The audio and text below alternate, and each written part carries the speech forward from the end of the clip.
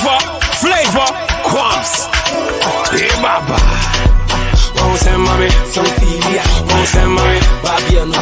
Bonse mami, bonse mami, bonse mami. Sawadegia. Bonse mami, go check. Bonse mami, if you feeling it. Bonse mami, bonse mami, bonse mami. Tell them when I know now. Need silver for the gold coat out. When I touch a mic, yeah, the crowd go wow. Jumped in the Afro beat with the south. See the blow too hot, I can never be marked. Gotta let you know I was doing it for my child. I'll be hurting the beat today when I say ouch. Just say damn, my whole full thing for the sound. Moon in a moon boom, kusa kutu, yeah, musa. This one, yeah, I go enter. I no go feel for leave this never. Pumping this from UK to Tema. This one hot, yeah, something like pepper. You from me day, you from me day, you from me day, you from me day, you from me silver. Get it boom, go down low. Get it boom, go down low. Get it boom, go down low. Get it boom, go down low. Tribal master, hey, you know. Bonse mami, Sophia. Bonse mami, Babiano. Bonse mami, bonse mami, bonse mami. Sawadegia. Bonse mami, go check. Bonse mami, bonse mami, bonse mami, bonse mami. Niggas know that I get through that.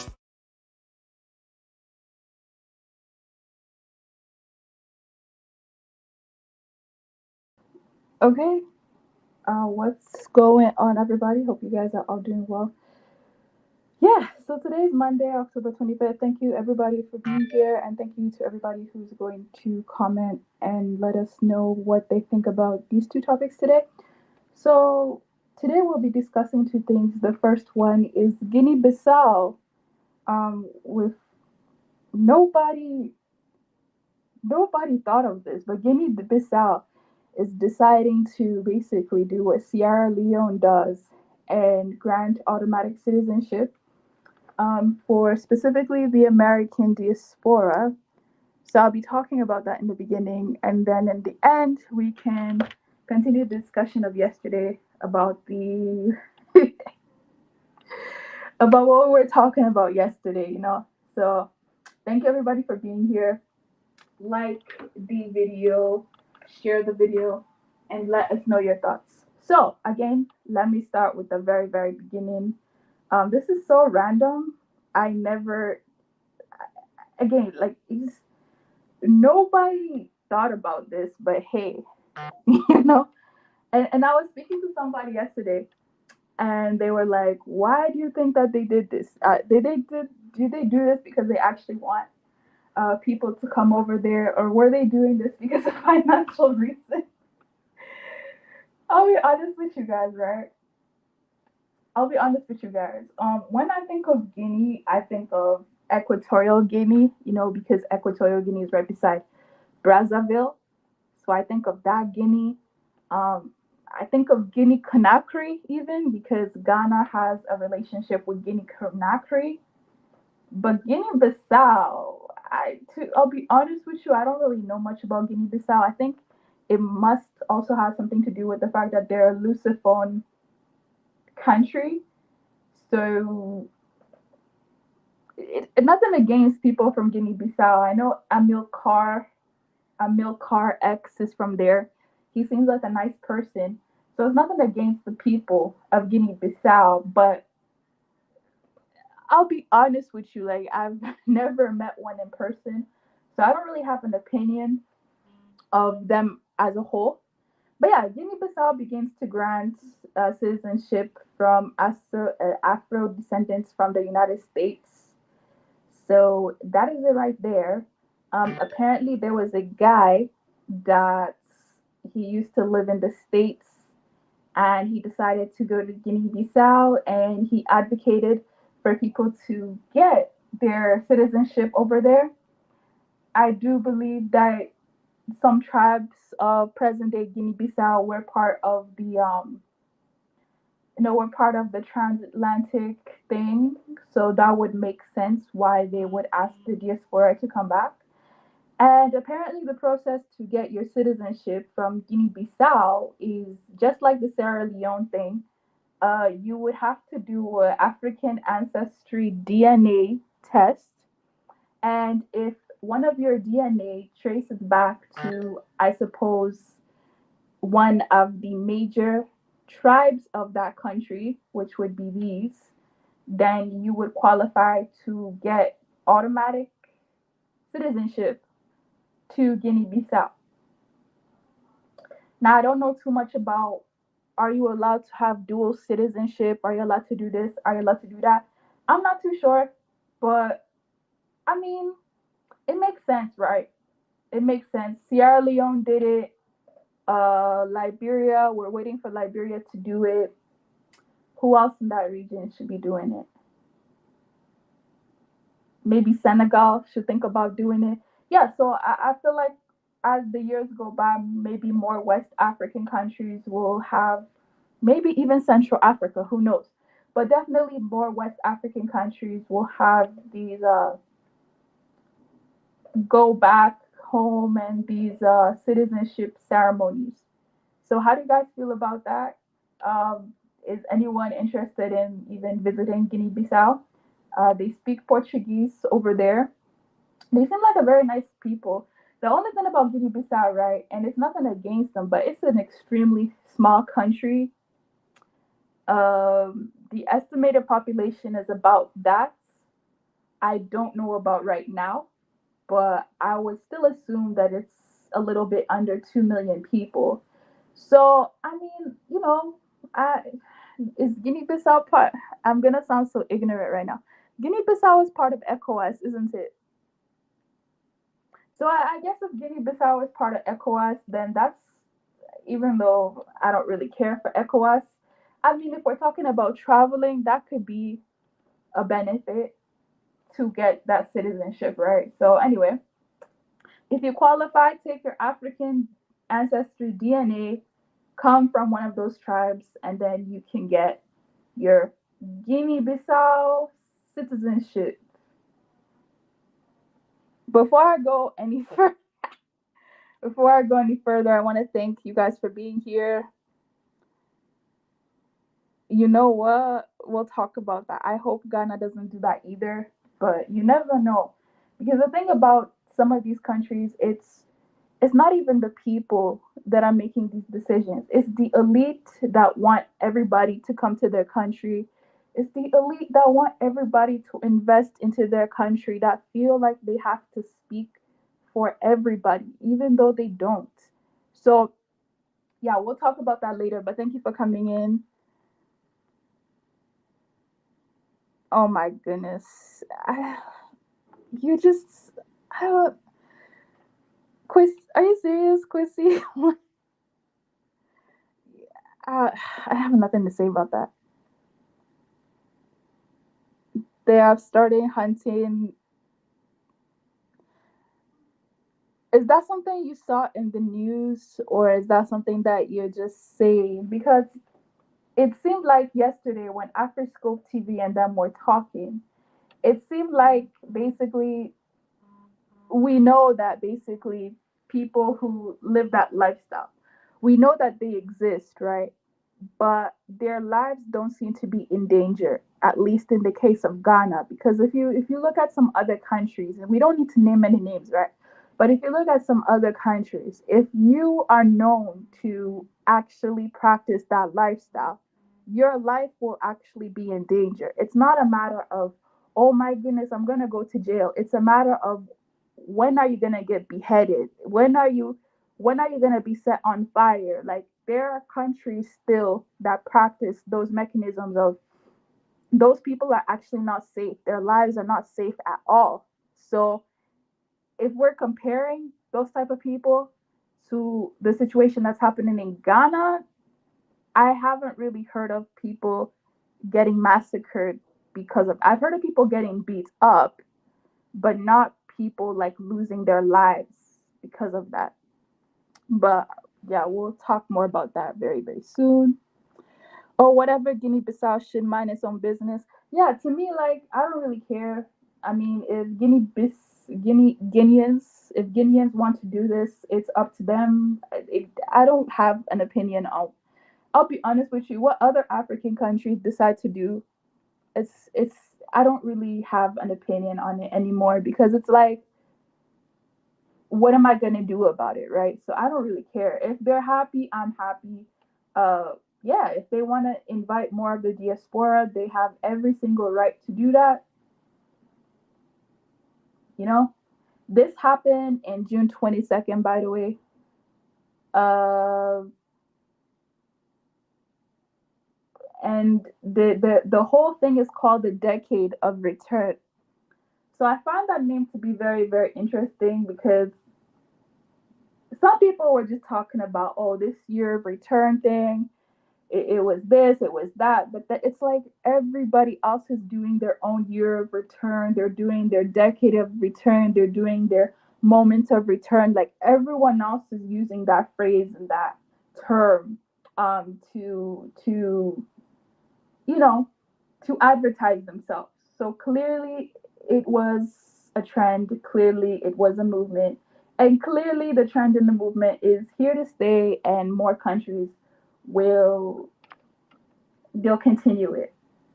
You know what I mean? So that's why whatever happens to Ghana, a lot of people should be concerned about it because if we're talking, I'm not gonna overstate Ghana's importance, right? But if we're talking about West Africa, I can gladly say that Ghana has a very big impact on West Africa. I can humbly say that it does. You know, so yeah, Guinea-Bissau is doing a decade return, and the decade return is basically gonna look into the next 10 years. So from 2021 to about 2030, 2031, there's gonna be more things that are happening with Guinea-Bissau, with basically bringing the diaspora back.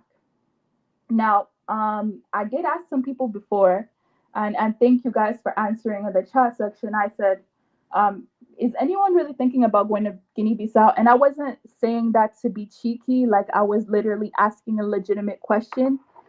It seems like people don't really care that much since I guess people don't really know about that country. So just just some advice for I guess people who live in Guinea-Bissau or are from there. If you want to attract people to your country, you have to advertise it. It's not enough just to do, let's say, a citizenship ceremony or a year of return. You really have to advertise your country and, just advertise it. Let people know about your country. Let people know about what's so special because it doesn't help the fact that the word Guinea and the name Guinea is already associated to other countries. So people don't really know Guinea Bissau. They might be even mistaking it with another Guinea. So if you're a Guinean or a Guinea Bissauian, I don't even know how you say it. Bissau Guinean, if you're from there or if you're from the tourist industry or associated with the tourist industry, you really need to advertise why people should come to your country. It's not enough just to open your country. You know what I mean? Like some people will just come there and they'll do their own research and they'll want to come there because it's low key, again, relatively small population, very low key. So some people will naturally want to come there, but you really got to do more work on giving more advertisement towards what's going on in your own country because as I mentioned, if you're thinking about the word Guinea, it's not even just Guinea Conakry, it's not even just Guinea Bissau, it's not even just Equatorial Guinea, it's Papua West New Guinea, it's New Guinea, it's there are so many Guineas in the world to be quite honest, right? There's so many Guineas in the world, so what makes your Guinea the difference between other Guineas? And this is none of my business, right? Now I'm going a little too deep into it, but I'm still gonna say it. This is none of my business, but in the future, I would hope that some of these Guineas would actually change the name Guinea because we know where the name Guinea comes from. So I think it would be a good idea for some of these countries to adopt a different name and to actually change that name to a more local name or a name that means something to them as opposed to just having the general name that someone gave to you and just keep it. And I would hope that they would think about doing that. But again, that's none of my business. That's none of my business. So I will just leave that there for now. But yes, thanks to everybody who's here. Hi, Quissy. Hi, Miss Delta Guy. Hi, Matthew. Hi, Miss Gem Slay. I'm trying to get used to your new name. Hi, MD2V4. Hi, Jermley Lewis, and hi, Flexed Up. And let me see what you guys are saying. Dual citizenship needs to be allowed. If it's not, I believe dual citizenship in most of these countries is allowed, so I don't think it would be a problem. And I honestly, as an aside, right, I honestly think a lot of people should be thinking about getting more than one citizenship. Um, I know like some people who live in a certain country that's quoted as the best country in the world. They usually tend to only have one citizenship, but I feel like if you can take advantage of literally getting at least more than one citizenship, you should get it. You should just get another citizenship. Trust me. It will give you some peace of mind. God forbid, right? God forbid. But if some of these countries go down, or if there's just a type of conflict that happens and you just don't want to be here, you can leave and go somewhere else and be low key. All the rich people do it already. They all have these European citizenships. They have these Spanish citizenships, Argentinians that when things go down, they just leave. So you do the same thing. Do the same thing. If things go down, if things are wanky, if things are funky, get your other citizenship and just get out of there. So I would implore more people to just collect another citizenship. So as I mentioned, if you are part of any of these tribes,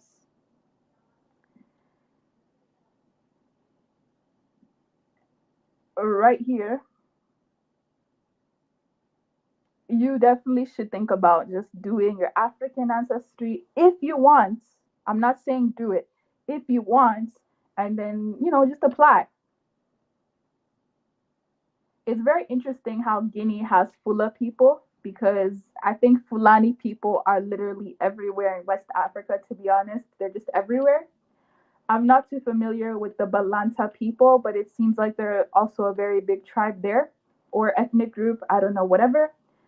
The Mandinkas, I also found that to be very interesting because the Mandinkas are all over. They're in Sierra Leone. I'm not sure. Yeah, actually, they are in Liberia, but in Liberia, they're called the Mandingos, if I'm not mistaken. So they are in Sierra Leone, they are in Liberia, they are in Gambia. I think they're also in Senegal, the Mandinkas. So it's very, very interesting how that connection is also there. And there's the Papel and the Manjaka and then the Befada. So very, very interesting. Yeah, you can do your research on that. Yeah.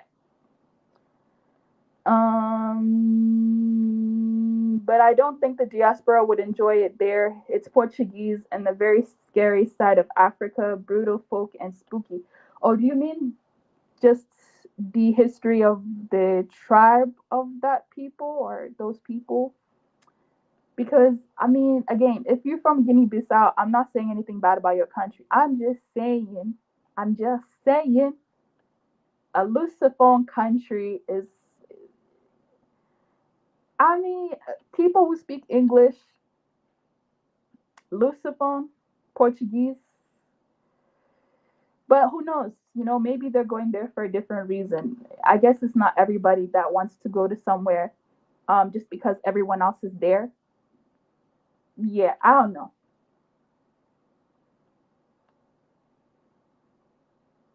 I have no idea. I thought that it was only Conakry that uses CFA. I'm not sure what their currency is, to be honest.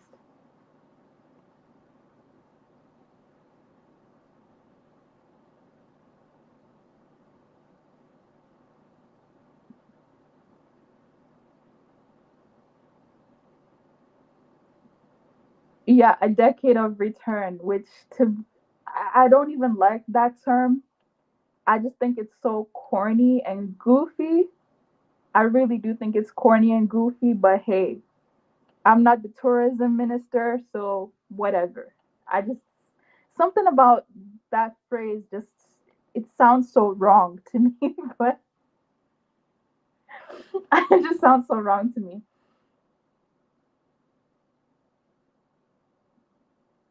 what will only stop in Ghana? The year of returns and things like that. But Liberia, if I'm not mistaken, Liberia is doing an official year of return ceremony this year, actually, if I'm not mistaken. Liberia is actually commemorating, I think, 200th anniversary of the first people who went there, I believe. So aren't they also doing technically a year of return? And I was hearing some rumors, I don't know if it's true, that Nigeria was thinking about doing a year of return. That I can't believe. I can't believe the Nigerian one. I think that's just somebody talking. But I swear Liberia is doing a year of return this December, actually. I swear they're doing something like that. Aren't they? I heard something like that. Yeah, I don't know much about Guinea Bissau either. I only know a little bit about Guinea Conakry because that's the French Guinea. So I know about that. But Guinea Bissau, all I know is that they have a connection to Portugal. I don't exactly know what that connection was. Yeah, I'll be honest with you. I don't know. And I don't feel that bad for not knowing because it's not really a big landmass. Like if you actually look at Guinea Bissau, it's not a big country like that. If I'm not mistaken, don't they have the because Gambia I think is the smallest country, but isn't Guinea Bissau the smallest country in terms of population or something like that? Or I don't know, but Guinea Bissau is the smallest something in West Africa. So it's like it's not really that many people over there anyways. It's very rare that you're gonna find somebody from that country in the diaspora. Like it's kind of makes sense for not really knowing about that country, you know. And if I was being honest, if I was going, let's say if I was to travel from somewhere in West Africa to, let's say, Senegal or Gambia, I will most likely stop at Conakry than I would in Bissau because I've heard about Conakry before, just out of a personal bias, not out of, yeah. Um, so the year of return, countries that sold slaves. You mean the tribes that sold slaves? Because there were, I believe, there was 9 West African tribes that are in current 9 West African countries or something like that. I don't know, it's something like that. But all I'm saying is don't think it's only gonna stop in Ghana. Other countries eventually are gonna do it. The matter is when are they gonna do it? I was speaking to some Ghanaians and they were like, they find it very interesting how other countries are grabbing onto this. I guess you could call it the diaspora Pan-Africanism types of talks because it was very exhausting to only have a couple of countries be talked about when it came to Pan-Africanism and opening up and welcoming when it's like some of these other West African countries, they're just there eating their popcorn. It's like, what are you going to do to help the plight of Pan-Africanism? Now, if you're a person that denies Pan-Africanism, I understand. But if you're one of these people on these panels that are always talking about Pan-Africanism, why can we not ask what your country is doing for Pan-Africanism? I've always wondered that. I've always wondered. So, congratulations to Guinea-Bissau. Congratulations to Sierra Leone because Sierra Leone is also doing the citizenship by DNA. So congratulations to them because at least before I was like, okay, who else is doing something? So Sierra Leone, congratulations to you. Guinea-Bissau, congratulations to you. Um, Liberia and Liberia is exempt because Liberia also did a Sierra Leone, hundreds of years ago. So they're exempt from that. But some of these other countries, I really want to know, like, what have you done for Pan-Africanism? And I'm not talking about helping countries. I'm not talking about giving countries money. I mean, in the current stages of this Pan-Africanism and diaspora movements that people are talking about. What has your country done for that? Nothing? Okay, then you need to ask your government why they're not doing anything, but you're here being the spokesperson for it. It's weird. It's so weird. So, yes, congratulations to Guinea Bissau, Sierra Leone. We love you long time. Who else? Well, technically, Ethiopia has been doing Pan Africanism even though they weren't involved in any of these things. So, shout outs to Ethiopia. Yes. And who else? I think that's it, right? Yeah, I think that's it so far.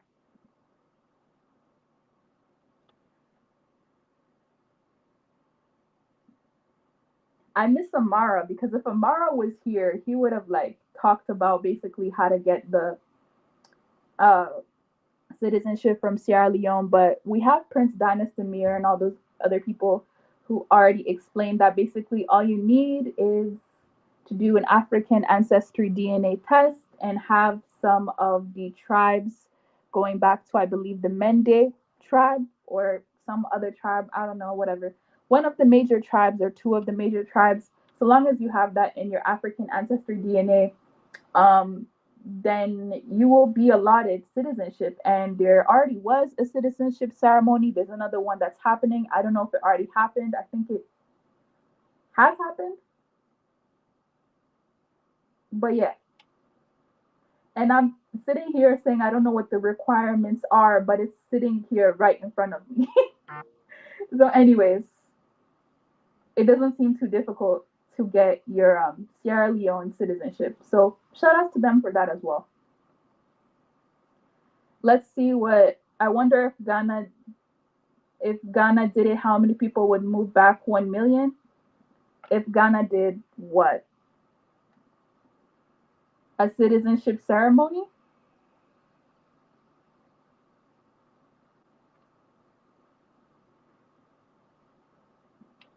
You know what? Thank you, thank you, thank you. Okay, it's not being conceited by saying that. Thank you, thank you, thank you. It's true. It's true. Some of these other countries are gonna follow. Someone said that Central Africa is not gonna do anything like this. Who knows? Who knows? The way that the world is going right now, I think that one of these days they'll probably do some of these things. Thank you. Okay, so Liberia is going to be celebrating 200 years since the landing of the first settlers in Liberia. Thank you very much. Thank you, thank you, thank you. Thank you.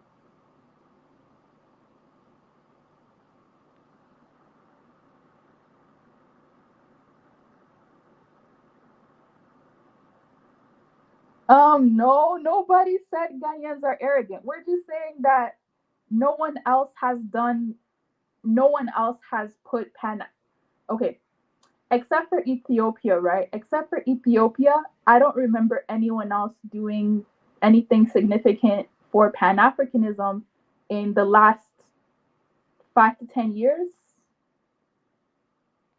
I don't. I'm not saying that Nigeria hasn't welcomed Caribbean and diaspora because I know Nigeria has done that. So has almost every other country. But I'm talking about in terms of the modern day Pan Africanism and even just talking about citizenship, talking about land, talking about diasporas. There aren't too many countries that have been doing this. And I'm just sitting here thinking, okay, well, if people are going to criticize one country always for not doing enough, I'm just wondering why the other countries haven't done much at all, but one country is always being criticized for not doing enough. So it's like, okay, everyone else just gets a pass. All right, I see how it is. I see how it be. I see how it be. In as much as I don't like Ghana doing some of these Pan African projects, because I don't, at the same time, why is Ghana doing all these Pan African projects? Like, what is Cameroon's excuse for not doing a Pan African museum? What is Senegal's excuse for not doing a Pan African? What are their excuses? Are you guys gonna say because they speak French? Okay, so how about the other Anglophone West African countries? What is their excuse then? It's like when it comes to every other country, there's an excuse. But then when it comes to countries that are trying, they're always being criticized. So then it's like, why does everyone else get a pass? That's just, is there an answer for that? Is there an answer for that? Shout outs to Sierra Leone. Shout outs to Guinea Bissau. Shout outs to Ethiopia. And you know what? Shout outs to South Africa because South Africa has also done some things behind the scenes that they don't get enough credit for. So shout outs to South Africa. Everyone else, we love you, but like, I would say pull your weights. You know, pull your weights. That's all I can say.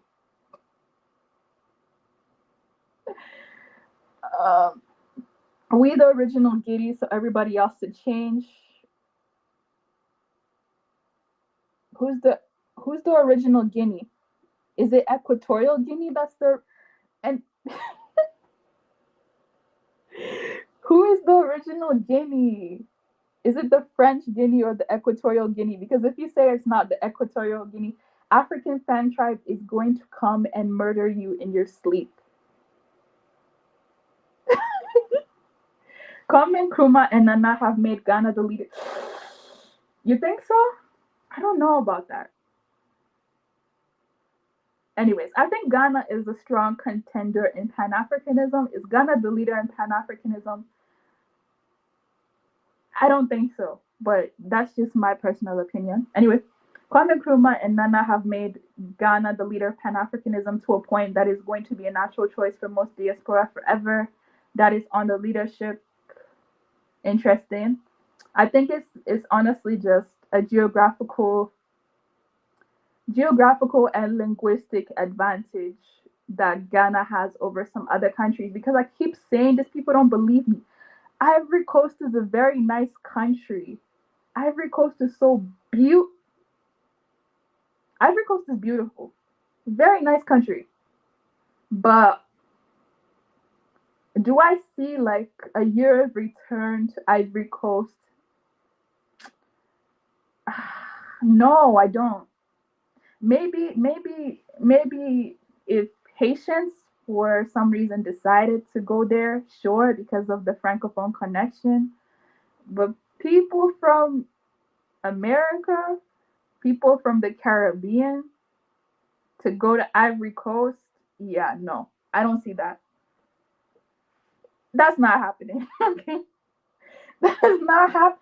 If we're talking about investments, maybe, but to live, mm-mm. And I'm not saying that they don't speak English there.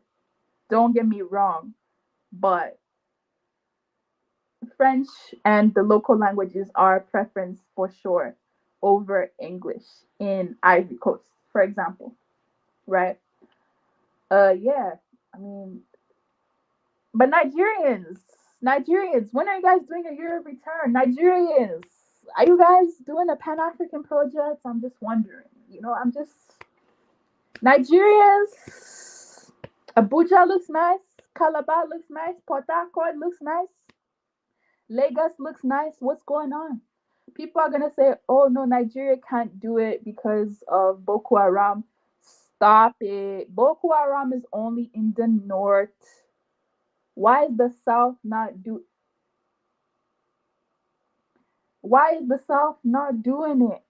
All right, because they don't care. Gotcha. Anyway, yeah. Which is the original Guinea? Is it the Guinea Conakry? How you doing?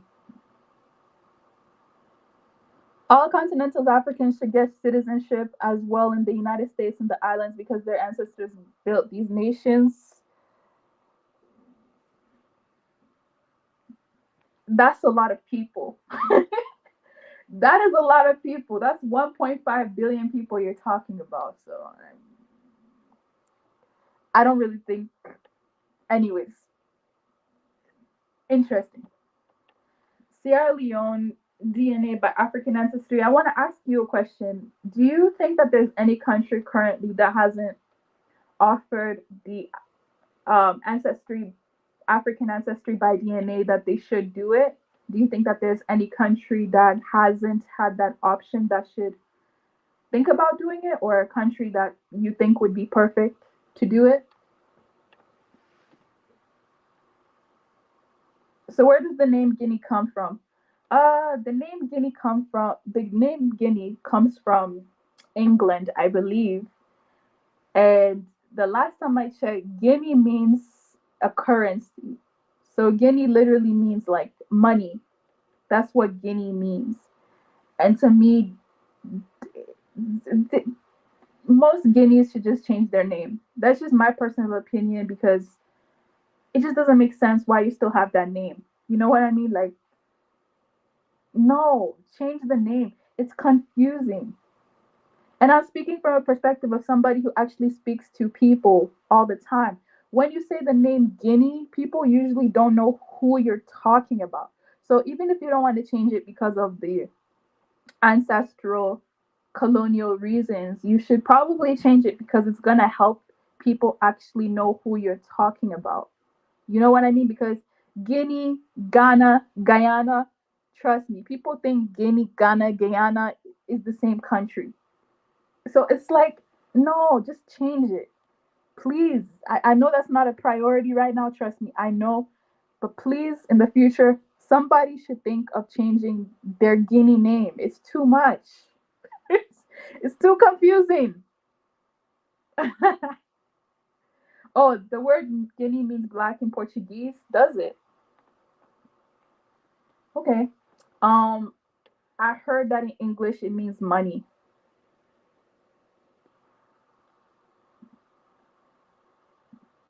Senegal, Gambia, Southern Mali, Guinea Bissau, and Conakry, Sierra Leone. Senegal and Gambians. You know what I'll say? Everybody from that region is very nice. They are very humble people, extremely kind people. Everybody from that region is very nice. Everybody, every single person, very nice, quiet, humble people. Guinea basically means black. Thank you. We need a Milkar X. Yeah, a Milkar X. Can you come and explain what's going on with Guinea Bissau? Is this true or is this a rumor? According to your guys' website, it's true.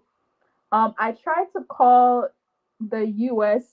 Guinea Bissau consulate, but they don't have a phone number. You have to email them. So I was like, okay, this is a waste of my time. Then I tried calling the one in the UK, but because of the time difference, the one in the UK is already closed. So I couldn't speak to somebody from the embassy to really see if this is true. But I'm assuming it is. So Amilcar X, have you heard about this? Are you excited about this? Amilcar X, come and sell your country. Come and tell us why we should go to Guinea Bissau. Tell us why we should go to Guinea Bissau. We need to know. Guinea Bissau is too raw and spooky for. Can you please? Okay, I'm gonna sound so ignorant. What happened to Guinea Bissau? Why are you saying that? What happened? What do you mean it's too raw and spooky? Can someone briefly give an explanation of what happened? I do not know any Guinea Bissau history, I'll be honest with you. I spoke to General Butt Naked on phone. What? Okay. Congratulations. Do you by any chance know? I guess since the Nigerian DNA is so high, it will probably be a mix of tribes. Probably be a mix of present day Nigerian tribes. Thank you, thank you. Now you're making me unhumble, okay? Now you're making me unhumble, okay? But thank you. I appreciate it. George, we need the ideas for.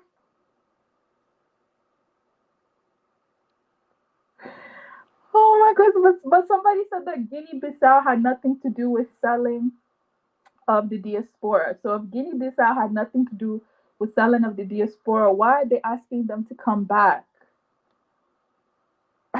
My brain, I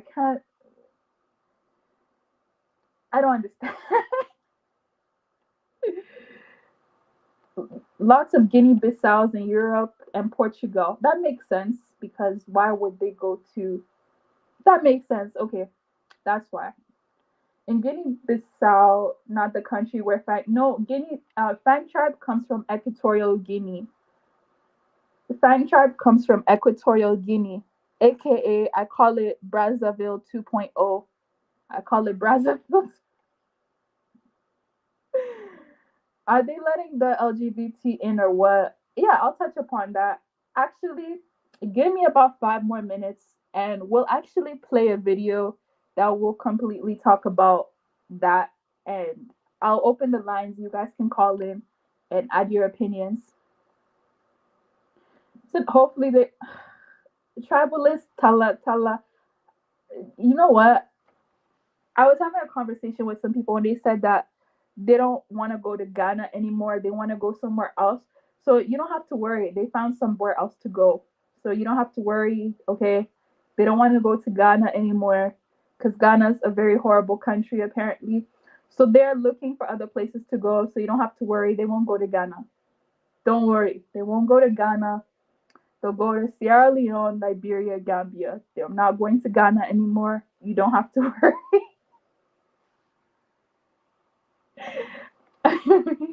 It's about tourism and economics, absolutely. And again, if you're from Guinea Bissau, I don't even mean to be rude, but I keep saying this. Nobody knows where that is. Okay, let me pull up a map because maybe some people actually don't know where that is. It's in West Africa. It's right beside the other Guinea, the French Guinea.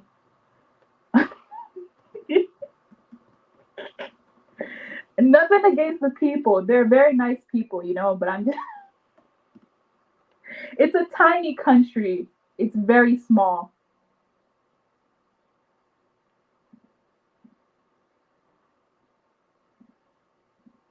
So this is it right here.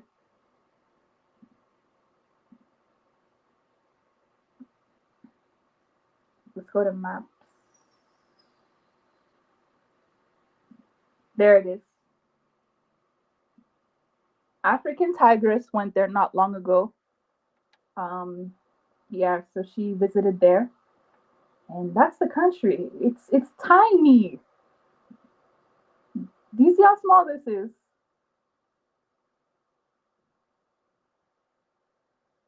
That's like the population again is about it's less than 2 million.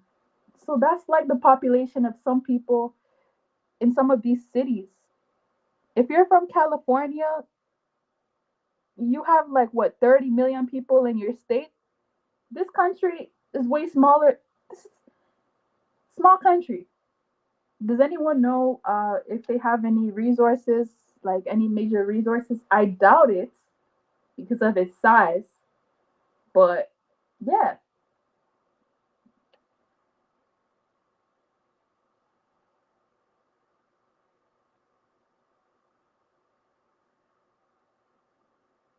Oh my goodness, you're so yo. Why are you?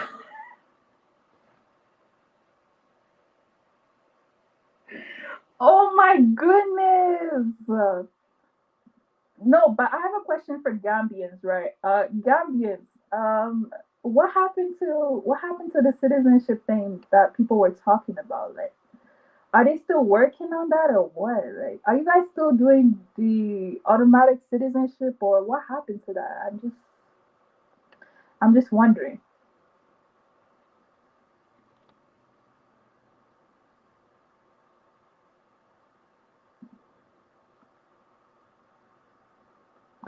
You know what it is? It is what it is. You know what I mean? It is what it is. It is what it is. See, this is a good and bad thing because the year of return was good for tourism. It was good for putting Ghana on the map. But see, the bad thing is about the later thing that we're going to talk about. It's going to be about the openness. It's going to be about wanting to open to everybody. And I'm not talking about Black people. I'm talking about people who want to do this homosexual agenda in West Africa, especially Ghana. So I guess it's a double-edged sword. If I can warn some of the other Africans, be careful. Be careful. Make sure your government is not somebody who just wants money all the time, because if your government is like that, you're going to invite people who are going to impose their views on your country. So be careful what you wish for. Be careful what you wish for, because you'll be thinking that you're doing your return for, you know, your brothers or sisters, or maybe for just Black people, or maybe for people who look like you. But you're going to notice that people from everywhere are going to come to your country when you do a year of return. You're going to notice that, like, strange people from different weird countries who never cared about Africa before are gonna start coming to your country after you do a year of return. So please be more strategic with who you allow in your country, because if not, it can really come back and bite you. So be careful, Guinea. Be careful. Be careful. Anyway, I'm gonna go ahead and play the second part. We're gonna play the interview, basically what's going on in regards to the the homosexual agenda that is trying to be pushed in some of these African countries. We're gonna play a video and then talk about it. So thanks everybody for being here. I'm just gonna go ahead and find that video. Like, dislike. Oh, and by the way, if you are a troll and you hate the topics that we're talking about in this channel, please remember to dislike the video. Do not leave without either liking or disliking. It really helps with the algorithm, especially for all the people who say that they hate this channel, but they do reaction videos to my talking points. You guys are my biggest fans, and I really love you guys so much. I couldn't do it without you. So we're gonna go ahead and play the You video pushing and this this bill interview. that would legalize hate and homophobia in Ghana? A very good afternoon to your viewers, and I do not understand what you mean by pushing a bill that will legalize hate and homophobia. It's a bill to promote proper human sexual rights and Ghanaian family values. If you have another bill you're talking about, then maybe you've got the wrong man. But if you're talking to me about the bill I'm sponsoring in Parliament, it is to promote proper human sexual rights and Ghanaian family values. What are these that's what you Ghanaian want us to family talk about, values in your mind, sir? What do you consider Ghanaian family values? Article 39 of the Ghanaian Constitution is clear that the state shall take steps to inculcate the right Ghanaian values, customary values, into society. The Constitution of Ghana makes the states clearly that the National House of Chiefs is the custodian of Ghana's custom. This bill is supported by the Ghana National House of Chiefs. Our fourth consultative forum, which was held in the Ashanti regional capital of Kumasi, was actually sponsored by the National House of Chiefs. And the president of the National House of Chiefs spoke extensively at that conference, where Ghanaian culture forbids homosexuality. And so Ghanaian culture, these members of the LGBT community we're speaking to, sir, are also Ghanaians. They're also Ghanaian. They are part of Ghanaian culture, and they're saying they're gay, they're transsexual, they're bisexual. They are also Ghanaians. Some of the individuals who were involved in planning terror attacks in America are American citizens. Is it American culture to kill people? That's a false, that's not the same comparison. But what I want to focus on here is... It's not the same comparison. You are telling me that because we have people who are carrying out an activity that is illegal per our laws already, and our culture frowns on it because they are found in our jurisdiction, that is our culture. There were many things that were illegal that are unjust. Innocent children and teachers? Honorable MP, there are many things that were illegal, that were unjust, and those laws were changed because they are unjust. Well, laws are a reflection of society. Until 1960, American society did not find women fit to vote. And so women did not vote there. When they found them fit to vote, society evolved. Society evolves. At this point in time, the Ghanaian society is in a position where it says it is not welcoming of homosexuality. And any other person must respect the views of Ghanaian society. The CDD, which is a far-right liberal think tank here in Ghana, carried out research, which was published on the 1st of July. In fact, the academics who have sent in a memo against this bill have two of their fellows, the CDD's fellows in there, the Center for Democracy in Ghana, Democratic Development. They've been clear. Ghanaians are 97% tolerant of Ghanaians of different ethnicity, 94% tolerant of people of different religion, 91% tolerant of persons of different political persuasions, 71% tolerant of migrants and foreigners, but only 7% tolerant of homosexuality. That is the system, that is the society of Ghana. What's your reaction to the members of the LGBT community, sir, that we've been speaking to, who tell us they're afraid for their lives when this bill passes, if this bill passes, that they're afraid to even leave their homes? Well, anybody who is engaged in an illegal activity should be afraid of the law, shouldn't you? Then there will be no essence of law. But let's be clear about this. The United States in 2021 remains the most dangerous place for homosexuals. As of June 2021, an independent story, a story run by the Independent. Sir, this is not about the United States. This is about Ghana. This is about Ghana. This is about Ghana, so I want to focus on Ghana, sir. Hang on. Let me ask the question. Let me ask you the question, sir. This is about Ghana. You are, as part of this bill, legalizing conversion therapy, which UN experts consider torture. Do you believe that homosexuality can be medically treated?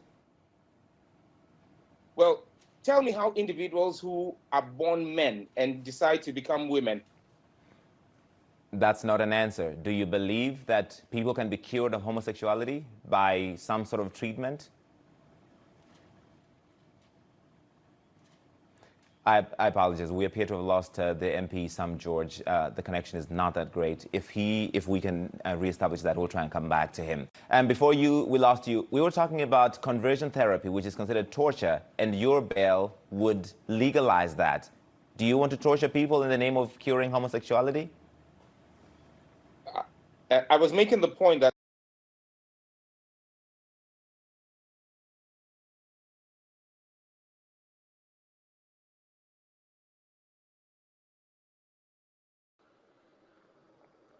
Yeah, no. I know that was getting good, right? I'll play it again. I'll continue. But how do you guys feel about conversion therapy? Because that is in the bill. That's in the new bill that's supposed to be drafted, or a new bill that's supposed to be passed, right? I think conversion therapy is, I do think that's kind of torture. I'll be honest with you. I think that's kind of like, why would you do that? But hey, whatever. You know what? If they vote on that, they vote on that. But let me know what you guys think in the comment section. the individuals who decide to become transgender, who decide to change their sex from male to female, apart from undergoing surgery, also engage in hormonal treatment. Is that torture? Because I don't see how different hormonal treatment is from what you call conversion therapy. Is not the same as conversion therapy. These are very, very different. This is a false equivalence you're making, sir. No, what's the difference? I would need for you to I am not a medical expert, but it's been by UN experts who look into this have considered conversion therapy as torture. Larry, if you're not a medical expert, and I'm saying to you that we've spoken to the experts here in Ghana, and there is nothing different because conversion therapy is a hormonal treatment. And I'm saying to you that when individuals choose on their own volition to change their sex, they undergo hormonal treatment. Men go and take estrogen shots to be able to develop female features. And that's the same thing. That is not the same thing. That is not the same thing. But I want to move away from that because you talked about the United States. You talked about the United States. This American organization held a conference in Accra in 2019. And shortly after, you introduced a bill with the same language, including family values. So you're influenced by a right-wing organization, which is considered one of the most hateful organizations exporting hate around the world. Is that correct? It can't be farther away from the truth. Larry, I was never, myself and none of the 7 other colleagues of mine was at this conference. In fact, this conference came to my notice after the CNN's David Mackenzie asked me about it. I have had absolutely no contact with the World Council of Families. You describe them in the way in which you want to describe them. But we also have groups from the United States that are supporting LGBTQ rights, which is illegal in Ghana as we speak right now. Section 104 of our Criminal Offences Act makes it criminal. They're already trying to also influence Ghanaian stuff. This bill is in direct response. You say there was a conference here in 2019, a conference I'm unaware about. However, this bill is in, and I made a statement on the floor of the House in February, and my statement was clear. It was in response to the opening of an LGBTQ plus advocacy office in Ghana in January. That was supported by members of the diplomatic corps. So you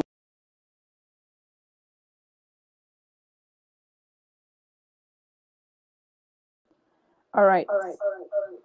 So there you have it. So why is this bill being drafted, right? Because people are like, okay, this is harsh. You guys are being so harsh. The punishments are so bad. Well, I hope yesterday, right, when we were talking, you guys understood that the punishments currently are actually not that bad. They're, as compared to other countries, the punishments is actually okay. I would say it's all right. But anyways, the reason why they want to pass an anti-LGBTQ bill is because, as you guys heard, there was an advocacy center that was being open. So this was a response to, I guess, the LGBTQ advocacy center that was going to be open. So because I guess they felt like things were being too free and they weren't being harsh enough, now they feel like they have to be more harsh and be more clear on their stance about this. So I hope that kind of makes some people understand a little bit, but we're going to continue and then we're going to talk about this. Yeah.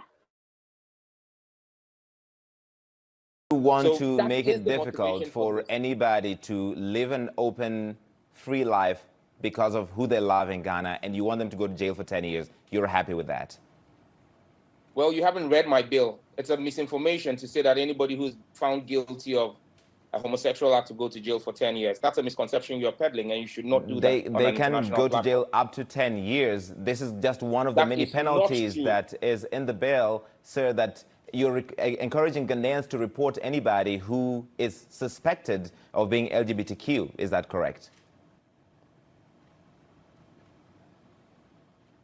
Larry, I would advise that you put a job at what you're doing, okay? If you want to put a spin on a bill, right? This is my bill that I've passed before Parliament. I'm going to read to you section 6.3 of the bill, or clause 6.3 of the bill, or 6.2 of the bill.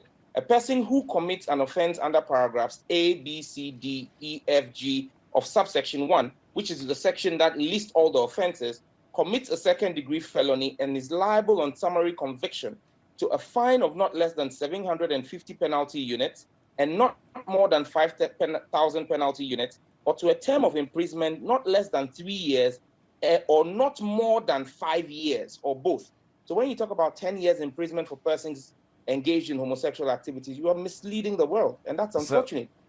All right, so you think, okay, 10 years is too much, but 5 years is perfectly fine for somebody who's gay in Ghana to go to jail. Well, that is the punishment for a second-degree felony in Ghana. And the activity of homosexuality is a second-degree felony. Honorable George, are you just a hateful person who does not want people who are different from you to have a life in Ghana?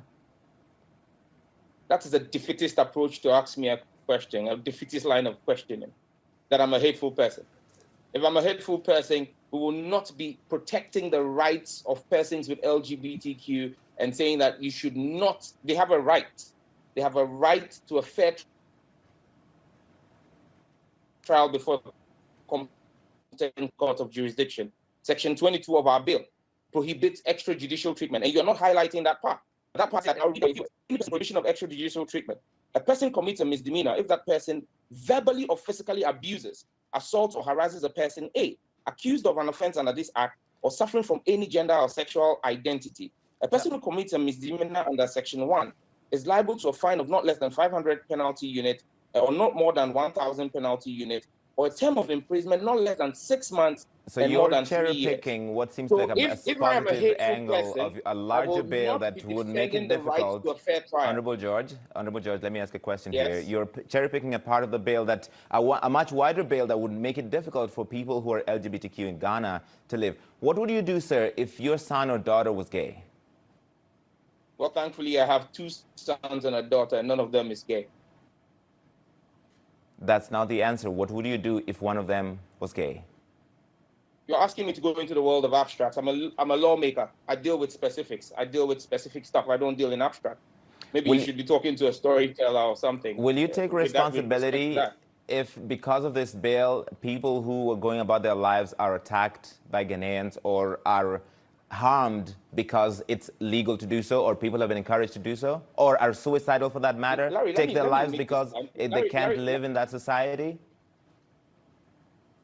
Well, Larry, let me answer your question. Earlier on, I was telling you that this year alone, as of June this year alone, 21 persons had been attacked and killed in the United States, where LGBTQ rights are legal. Ghana, sir. This is about Ghana, sir. So let's focus on Ghana. Well, if this is about Ghana, then stop trying to import American values into the reasoning of Ghanaian legislation. I am not an American. I am an African. I'm from Kenya.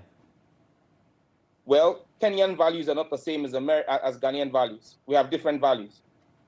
I didn't say into Africa. I said into Ghanaian values. I'm a Ghanaian legislator. And just so you know, I represent a community or constituency that has 2 traditional areas. Before agreeing to push this bill, I met with my 2 traditional council. I am a representative of the people who voted for me. The people who voted for me, the 2 traditional councils said to me, this is against our culture. The people who voted for you, Honorable George, and I have to go, the people who voted for you, of all the problems they have in your constituency, is this the major issue for them? Is this the thing they're most concerned about? Well, this is one of the major issues for them, because the government of Ghana in 2020 spent $200 million subsidizing the cost of antiretroviral drugs for persons who have HIV/AIDS. The Ghana AIDS Commission is telling us that men having sex with men, MSMs, homosexuals, are leading the surge in HIV prevalence in Ghana. $200 million could have fixed the water problem in my constituency. Okay, we're going to have to leave it there, Sam George.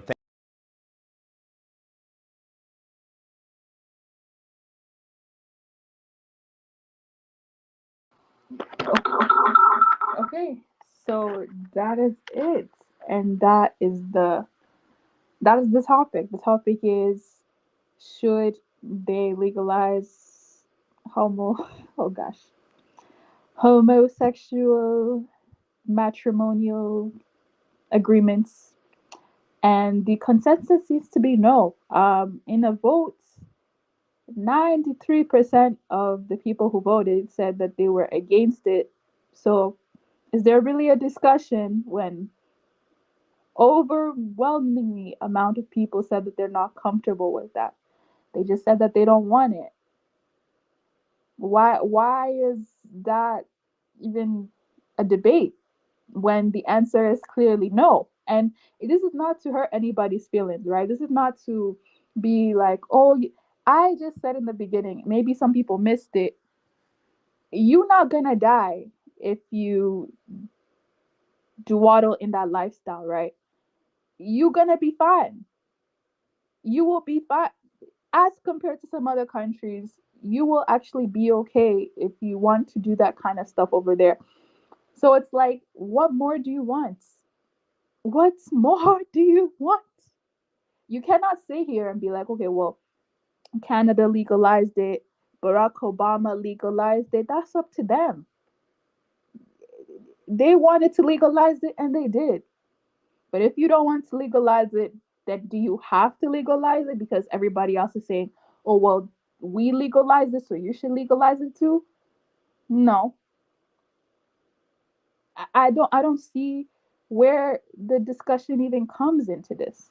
And in that whole discussion, right? I don't even know who that guy was. I don't know who that guy was. Apparently he's Kenyan, whatever. What are you doing talking about issues that have nothing to do with your country? You know what I mean? Like, at the end of the day, You're not a taxpayer. You don't vote. You don't know the history of that country. You don't have family that belong in that country. So why you got to be so opinionated on what someone else said that they don't really care to do? He was there basically being the advocacy of the other group, right? He was basically there saying, oh, well, what would you do if your daughter or son came out and said that they're from this community? It's like, what does that have to do with being a lawmaker? And why do I have to answer such a personal question to you? How about if my daughter or son happens to be a member of that community? I deal with it the way that I see fit. How about I answer it that way? Why do I have to tell you what I gotta do if I come to that situation? Which, to be honest, if we're gonna be 100% honest, the chances of that happening are very slim, okay? Because I don't know if people noticed, but people from that community are not the majority. People from that community are not the majority of the population. For the most part, people, for whatever reason, right? I don't know why, but for whatever reason, most people happen to be heterosexual. I don't know why, but I guess it is what it is. So if they are not the majority, then why everybody got to conform to what they want?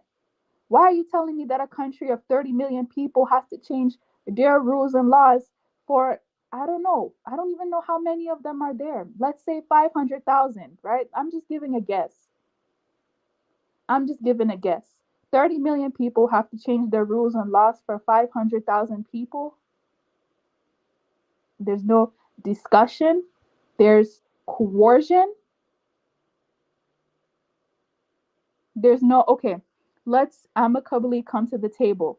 No, we're not amicably going to come to the table. My life is at risk. Really? Your life is at risk? Because the last time I checked, right? If your life is at risk, why have you not gone to seek asylum somewhere else? Last time I checked, when your life is at risk, you are a refugee and you run away because your life is at risk. So, a lot of these people who will say that their life is at risk, their life is actually not at risk. But they'll say that so that other people feel compelled to, you know, I don't know. They'll just do that to make you feel bad, to make you feel much worse. Now, am I saying that those people are not welcome in the country? Absolutely not. They're still Ghanaians. They still have rules and laws. I don't know if people have noticed, but because they're still Ghanaians, they're still protected under the constitution. They're still protected under the rules and laws of the country. The only thing is that they don't want to recognize that as a legal marriage. That's the only thing. Other than that, they're pretty much okay.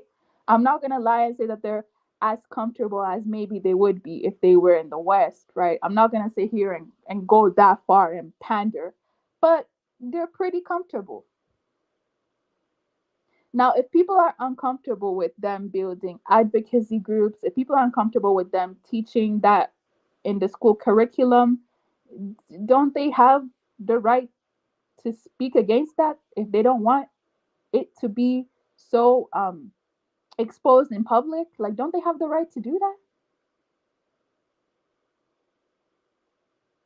I mean, maybe some people are coming from a perspective of a country where parades are normal. It's not everywhere in the world that parades are normal. It's not everywhere in the world where parades are normal. And to be honest, I don't even like those parades because you have children that attend those parades. You have kids that are like 12 that are witnessing. I don't think people should be witnessing people touching each other, period, whether it be heterosexual or homosexual.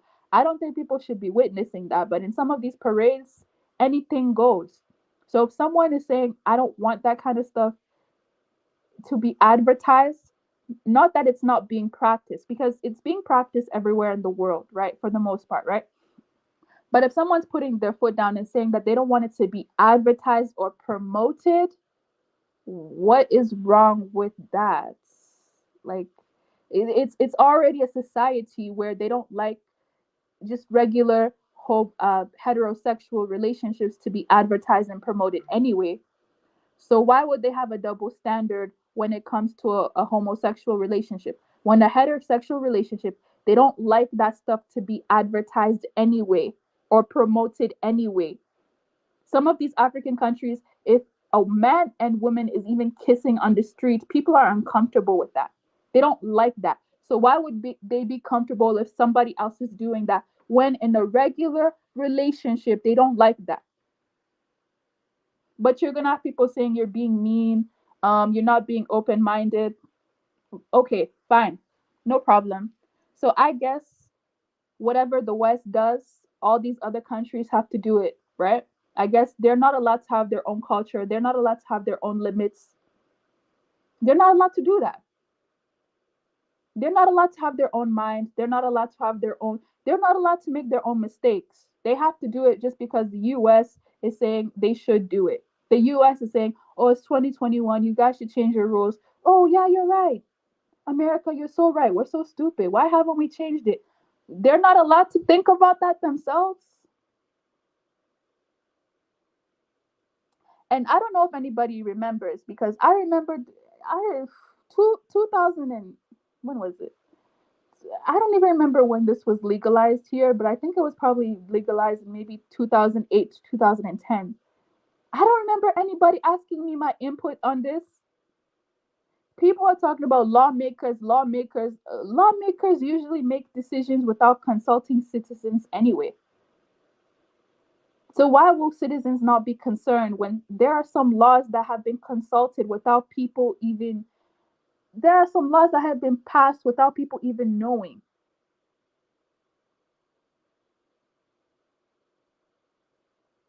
So yeah, I definitely think that, and I was speaking yesterday, I was speaking about how it makes me very, very upset because I'll show the picture again. Um, Certain countries have been trying to impose their views on other countries. And I feel like they're targeting certain countries that they know are more open, are more free, are more liberal, but they wouldn't try doing this stuff in other countries. In other embassies across the world, they wouldn't try doing this nonsense in other they wouldn't have this conversation with certain countries. Let's be honest, that CNN interview, there's certain people from certain countries that wouldn't even have that conversation, but they know who to have that conversation with. I'm going to invite Chrissy to the panel. I think this is an attack. I really do think that this is an attack over sovereignty. I think this is an attack over just people's business that have nothing to do with anybody else. I do think that's imposing your views on something that shouldn't be imposed on. But I'm going to add Chrissy to the conversation. And if anyone else would like to join, you are more than welcome. Yeah, we welcome all opinions. So if you think that this is a good idea, that's completely fine. But please explain why. Just please explain why. Please explain why 93% of the country who say that they don't want it should do it just because you think that they should do it, right? What's going on? Yep, thanks for having me on this live show. Shout out to everyone in the comment section. I wanted to emphasize on something. I wanted to point out something that the president of Ghana has bowed down to the pressure of the public. And this is what a lot of people aren't understanding how Ghana or Ghanaians work. Ghanaians are a lot more in touch with the president and the ministers than a lot of people think. And what I mean by that is that the president went on Al Jazeera years ago, in which he did an interview in regards to homosexuality, and he said it's bound to happen. After that, the Ghanaian public put so much pressure on him. And with the LGBTQ officials or whatever you call them opening an office in Ghana, they opened office in Ghana with the president's blessing and some ministers within the NPP government. And Ghanaians went off the wall. They went off the wall. They protest. They were angry, calling to radio stations as to why they had been allowed to open an official office representing their group. And they put, and Kufuor was forced to say in the church that he would never ever allow LGBT laws into Ghana whilst he's president. He was forced to make that speech. Then the Ghanaian people, it wasn't the Ghanaian government that closed down the gate, it was actually the Ghanaian people in that neighborhood who rose up. This is what I mean when I say when people are rising up, people don't understand the nature of Ghanaians.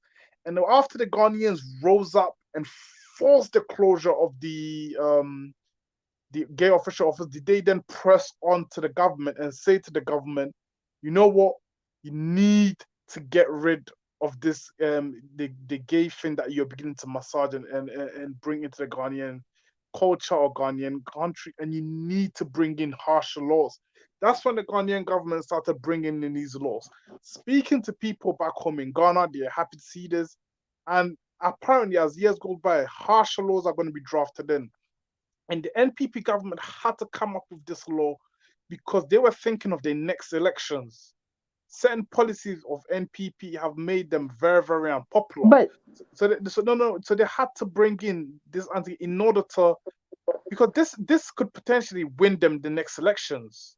It could. okay. Yeah, go on. All right, but this is where I have to disagree with you, right? Because even though I don't hate people, right? And I don't hate these people. I just think that I don't like the political pressure that sometimes they give to governments, but I don't hate them. So my thing is, why do you have to add harsher laws? I don't think that's fair to add harsher laws. Like, why should you? I don't agree that these people should be going to jail because of that. Like, me personally, I don't think that they should be put in jail because of that. That seems kind of excessive. I think it depends on what angle you look at things from. I'm in a village in Ghana at the moment. And when you're in the village, you get a real authentic feeling of being in Ghana because obviously the cities will be slightly more westernized. And in here in the village, the how the laws that was in place before colonial powers is exactly basically what the Ghanaian government has now implemented or even made even harsher. In terms of the 5 or 10 years or whatnot, and people actually advocate for or speak in support of, or if you interview someone who's gay and you don't report them, then you could also be found guilty. And these laws coming in is going to show that the Ghanaian people are united alongside the government on this That sounds policy like and this not. That policy sounds only. like Nazi Germany. If It somebody doesn't sound finds like out that Nazi you're doing it in Germany. It secret, sounds more like you'll be reported. it doesn't sound like Nazi Germany. It sounds more like a mishmash of Nazi Germany and Saudi Arabia.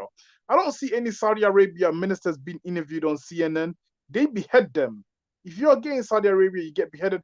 If you practice sorcery or magic or any type, even any type of religion, you can get beheaded in Saudi Arabia.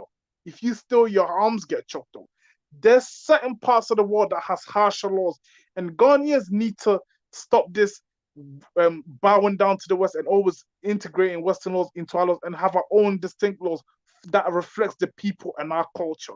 And the next step is to start, looking at the, what you were talking about earlier, but I'll go into that in a minute. But what the Ghanaian government is doing is something that I'm here on the ground in Ghana and people here support it. People who are being suspected, people who are flaunting being gay in public are now hiding. There's a lot of clubs, if you go to parts of Accra, Kumasi, whatnot, where gays, used to go to club, or at least they go to normal clubs, but they act gay. They are now in hiding because now the public can literally, Ghana has mob justice. Especially if you steal something, if you're a thief, Julo, Ewi, they have mob justice where 50, 100 people can surround you and burn you to death. I can see it happening to gays now because the atmosphere in Ghana is very tense where people are saying it's open season on them. You can literally do something to them, they go to court and they'll still lose. They wouldn't even get a chance to go to court. As long as there's evidence proving they're gay, they'll be locked up. So it's a really open season on them. So yes, it does reflect more and more like Nazi Germany, where people are setting up vigilante groups because these people were living in a community already, and people knew who was living that lifestyle. But people are started setting up vigilante groups, or let's say bounty hunting groups, whatever you call them, and literally going in on them.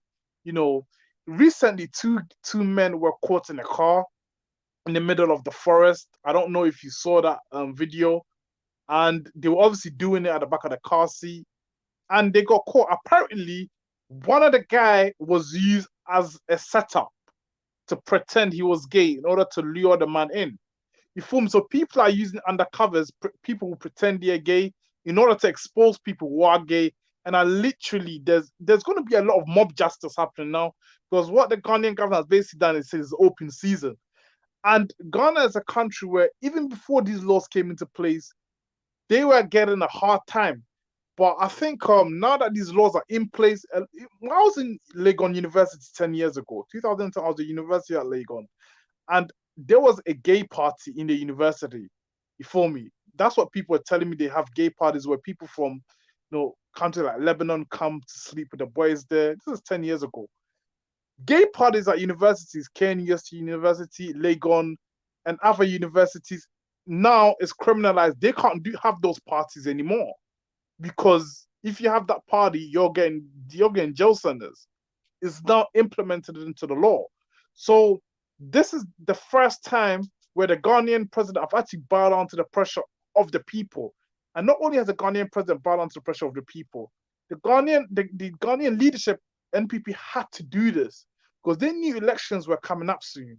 And with the president making these statements on other Al Jazeera and that saying he may accept what's bound to happen in the future, he had to do something, and his government had to do something in order to have an edge in the next elections.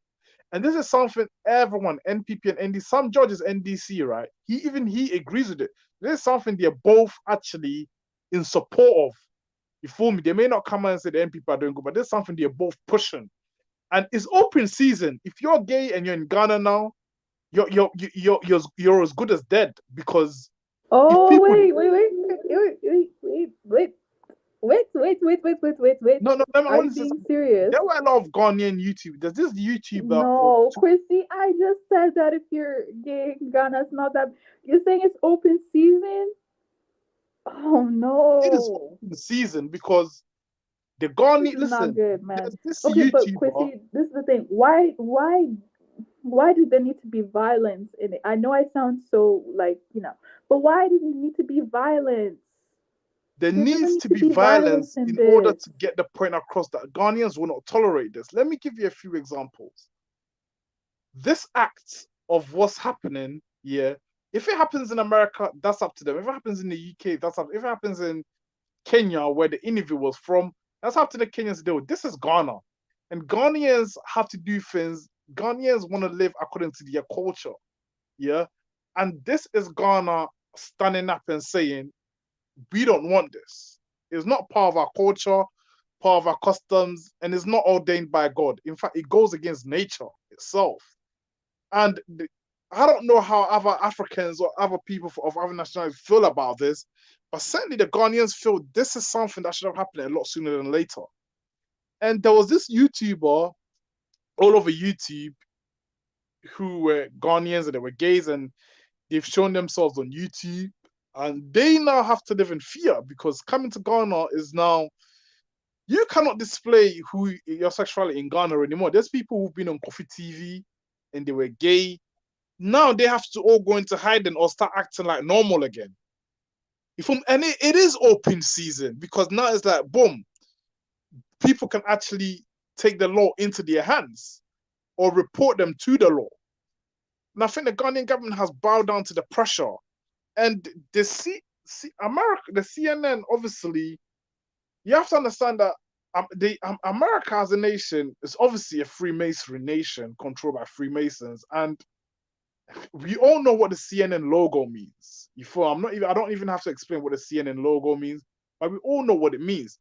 And one thing I'm trying to say is that a law in America shouldn't apply to Ghana. It's two different countries. What a lot of people aren't also understand is that the interviewer was saying that he's African. And that's when Sam George said to him straight, this is Ghana. I am talking about Ghana for Ghanaians, Ghana law for Ghanaians. I'm not saying Ghana laws for the rest of Africa. And then Kenya shut his mouth. And this basically goes out to the Pan-Africanists who are advocating, because Botswana, South Africa, and Angola have legalized it. You can be gay in those countries. You can live that lifestyle in those countries. If Africa was a no border and a one country, or at least a Okay, but federation not to be picky, no. but technically you could be gay in any country. No, let me finish. If the continent of Africa was a one country, or at least a federation of states, or just Pan-African Parliament where they had a fighting, which obviously reflects what would happen if Africa was united, there would be wars over it. If they were advocating for one united Africa in these countries in Southern Africa, because these three countries are SADC nations, all three of them are mentioned as SADC nations, they would be pushing for it in the Pan-African Parliament and advocating the governor of Ghana or whoever's leader of Ghana to push for it. Ghana, being a sovereign nation, is able to make laws for itself and not influence others. And this is a great day for nationalism in Ghana. It's a time to celebrate. It's a time to restore good morals back into the country. And we need to follow it up with, harsher sentences, harsher rules, mob justice, and the rest of it. We need to teach our children that this is not part of the tribes in Ghana, the tribes who were here during the foundation of Ghana. None of them used to openly accept this as part of their culture. And Ghana is basically doing exactly what the tribes of Ghana have been doing. We need to implement it. It's to hell with the West, America. We are sick and tired of them telling us what to do in our own sovereign nation. The Ghanaian leadership has been very strong. They've been very strong. They've passed the whatever law they have to pass. And middle finger to the UK and any other country. They cannot tell us what to do in our own countries, period.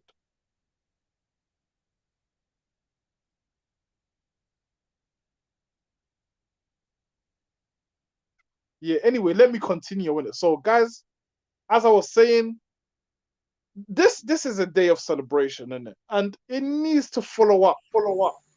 Kwesi, you are still at Accra, right? Are you still in Accra? No, I'm in a village. Ah, okay. I thought you were in Accra. So, yeah, I like the fact that you are bringing to bear what will be extreme, like the extreme negative side of this, what they have the bill or what will happen next. You're trying to make us see the extreme negative side, because sometimes you just don't know what is going to happen. People are people. Africans can easily be manipulated. I believe. Let me tell you, you don't need to learn a huge psychology to even manipulate a few group of Africans. So when I see that they are kind of they are meddling with people who really stay in rooms and in courts, and let me just say in their secret societies, and form some agendas, and they can actually use it against you, and you don't know how to deal with it. You better know how to keep yourself silent and study the peoples very well before you know how to act. Actually, this situation is a big something, because it confronts our very nature as a society, as what we should accept in our society. People, I'm somebody that if you study me like how I talk, I'm somebody who believes so much in communism, and yeah, and I believe that certain uniformity is allowed to happen when we're talking about, when we want to create that community or group of people, a group of communities where they interact with each other and benefit from each other world. So what I tend to look at when it comes to this bill they are pushing, I know it's too extreme, and we need not to even go there, because right now it's not even the time to go there. And I found it shocking that a lot of religious groups were actually the ones who are involved, especially the Christian Council, especially the Pentecost and the stuff. And I found it flooding that this is supposed to be something they should deal with in the church, because majority are Christians, right? And the issue of morality. Why? So that means the why Jesus cannot address the issue of morality anymore. That they have to push it to the state. Now they have to make morality an issue of a crime that people should be chasing, like witch hunting. This is something big. Like imagine like, no, I'm not imagine, because I wouldn't want anybody to be part of any of that. Okay, but I one thing I said in the chat was that I pray that no one from among my friends or my relative and people that I know and care about should be part of this minority group, because I just pray that God, our ancestors, just work in our interest, because this is, I don't want to see them mistreat some people I care about. Okay, and I'll feel good that because they are this and that. Let me tell you, they are trying. They quote biblical quotation and say Sodom and Gomorrah and all of these things. But when I went back and read carefully again, I saw that they might actually be creating the Sodom and Gomorrah they are avoiding in the first place. The city where people, there's a lot of mob justice. People will chase after a group of people and say, we want to rape you and we want to humiliate you and expose you or do whatever to you. That is Sodom and Gomorrah. Okay, and this is what they want to even create in the country. I feel like this man, the Sam George, even though he come from a party, a group, like he come from, I think, Nigo Pram Pram, which is partly Adam people, which is also part of my sub tribe of my ethnic group, right? But I think that he's trying to respond to the emotional needs of Ghanaians. He's trying to respond to the emotional needs of Ghanaians. And what this is gonna cause, I feel like he might actually be vying for political power. He wants to become a president in the future. So when he gets the public interest, the people trust him that things are gonna work good. When he put out these Hekinian laws and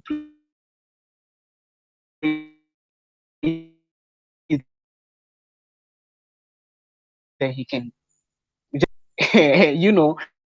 I and some of the data he was citing is even wrong. But how can I talk about such things that the data is wrong? He's talking about women and whatever was done in 1960, which was actually in 1920. Actually, women were allowed to vote in the US, like about in the 1920s, not in 1960. Some of the data he was quoting was even wrong. Okay, and why would anybody do such a thing? Like, I could have, like, let me tell you, I watched some of these interviews and I was so, like, I felt so bad, like, because some of the people are like regular people that I'll meet on the street, okay, and some of them are beautiful women, okay. These are women that maybe when I close my eye, I might likely dream, like, these are women. Part of it, some of them, I saw this show once, and there are two women marrying, and there are two black, how do you call it, Miss Race ladies, and they look so beautiful and perfect, right? And I like, these are women we want. If these people come to Africa, they'll be snatched from the border, from the plane before they even land on the ground. And these are women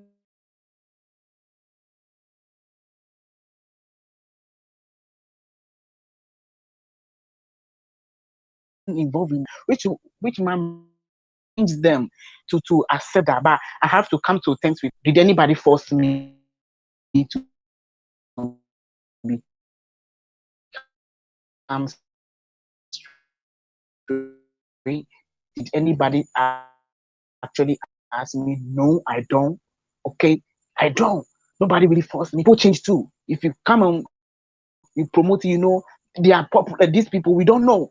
Now I'm getting to see that a lot of them are musician editors, these video editors, see craves.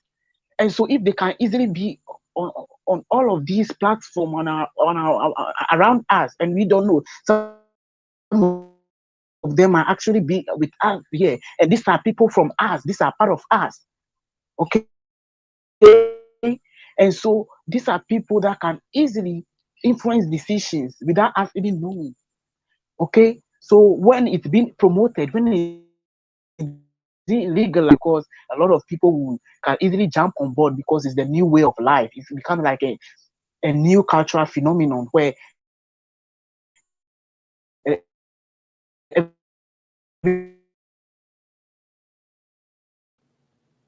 everybody want to try it out. Okay, after scope, your line is breaking a This little is bit. what this is my personal fear. But at the end of the day, sorry, can you hear me now? So at the end of the day, I don't have any massive powers where I can just say and shout some name and be some powerful name and be like, hey, I command that everybody respond this way. Command that the society is nobody is homosexual or whatever. If that is, even if I have that power, I will not even command anybody inside. The first thing I will do, if I have that power, the first thing I will do, I'll command that Africans become wise and the poverty we have falls apart. Because I do see most of this interview, and a lot of people are led into it because of money. Because of money, I saw a young man. Now he's man, who is the name is like actual interview. I never met anybody in person, but through on YouTube, and he was narrating the fact that he was looking for a job. He came from the village as a junior high school graduate. He was sleeping at the station, and he met this a nice man who picked him in a car. Who was talking to him. He said, "Oh, he's looking for a job now." Now the man promised him that, okay, I'll give you a job. The man took him straight forward to his house. Because he's he's he embodied this femininity, and he can cook, wash, clean, and all of those. He basically do everything that women do, or that what we expect women to do in society. That's what this man also. That's how he behave, and that's the things that he does.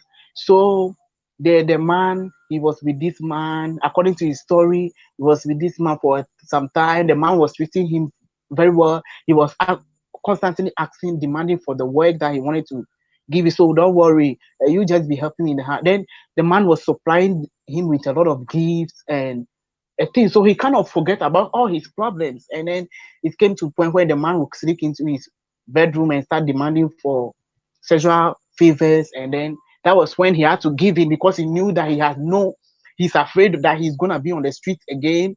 He's afraid that the man can even kill him. Maybe if he denied, because the man spent so much money on him. So a lot of people are involved in that because of that. And he said he made a lot of money being with that man. Okay. And another one too said something like uh what he said, a lot Okay, of them we're have gonna kind have of to similar story. we And have there is to have a something, full panel hello. as well. Is Okay, there a way okay, you my can story go time is over like now. summarize it to the main point? So let me summarize this. I say that and many of the youth are engaging, might be forced into engaging in some of these things, not because they really want to do it, but because of the money involved in it. It's just like alcohol. When alcohol was illegalized in the state, where people have to really, it's like it rather went undercover and was creating serious health problems.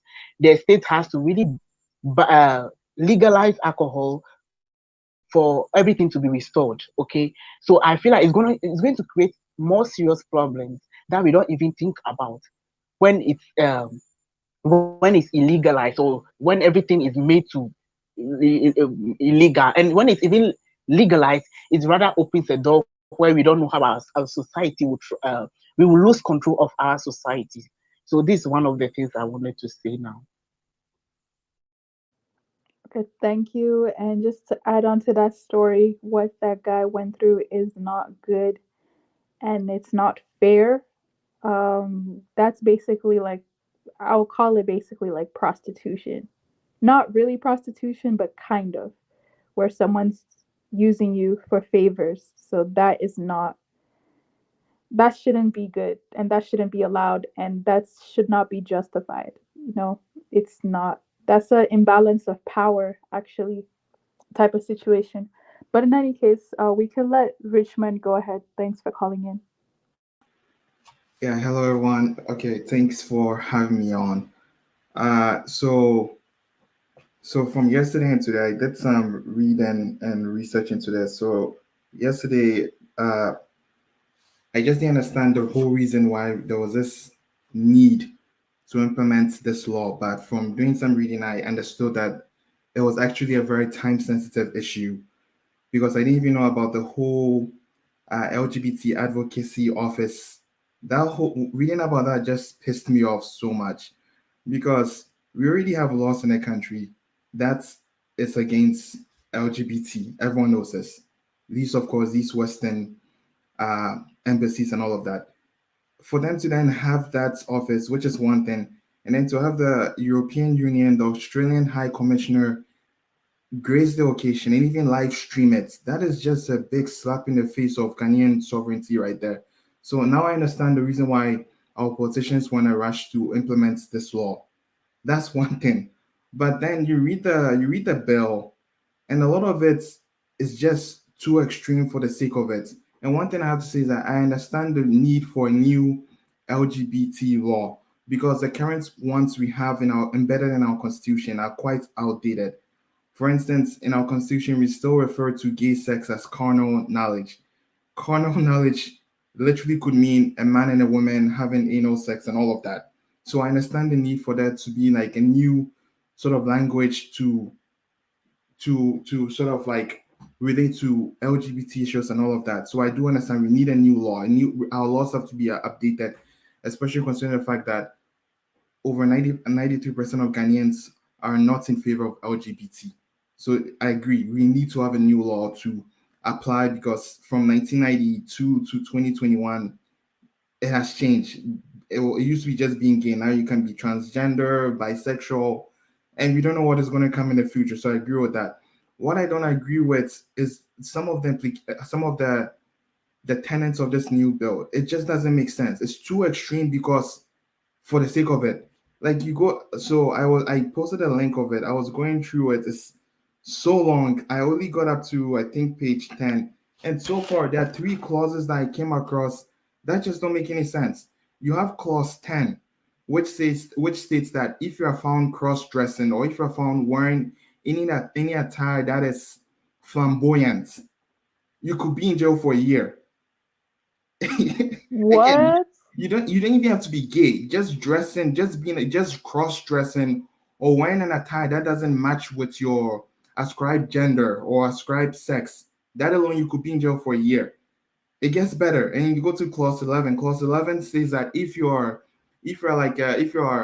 a pastor or an imam or whatever, you're a religious figure, you're someone who gives out marriage certificates, and you give a marriage certificate to a couple and the couple comes over, man and woman, they look like it looks like a man, it looks like a woman, you are okay, you guys are married, marriage certificate, bye-bye.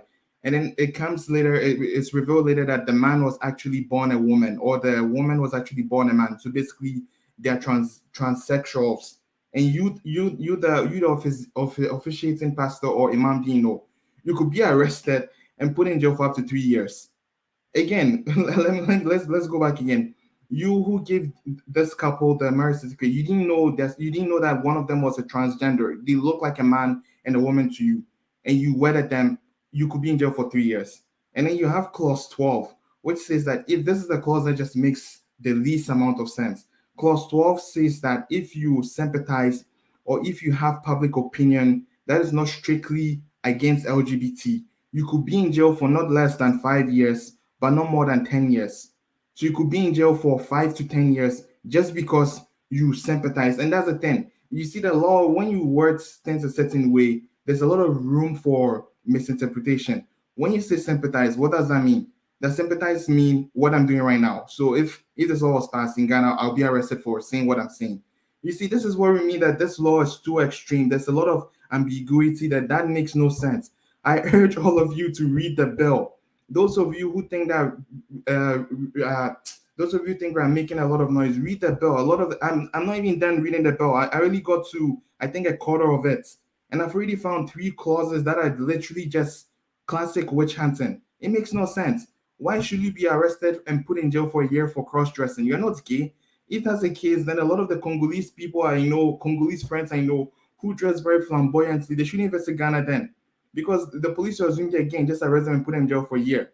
Why should you be thrown in jail for 5 to 10 years just because you sympathize but you yourself are not gay? I'm not gay. I've been in the US for 10 plus years. It didn't make me gay. I'm still straight. But I understand that people should not be killed, or people should not be put in jail for an absurd amount of years just because of something they do in their bedroom.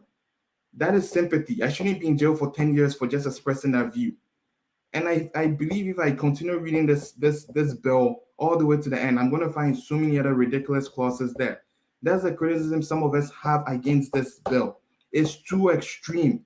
And when the thing about extremity is that it's extreme. There's no limits. This is the first one. You don't know what is going to happen 10 years, 5 years from now. And what Quincy was saying about stoning gay people and all of that, we're on our way there. The Nazis, the German people didn't just get up and start gassing and killing Jews. They started with laws. They passed one law, people agreed, and it just kept on going and going. We have to, as Ghanaians, we have to make sure that the laws we pass make sense. We are against LGBT. 93% of Ghanaians are against that. That does not give our politicians a license to be implementing nonsensical laws and punishing innocent Ghanaians for stuff they're not even trying to do. So that's my only criticism against this bill. This bill has a lot of issues in it, and a lot of issues it has are very, very extreme. And if it's not fixed, it's a slippery slope we're on. Yeah.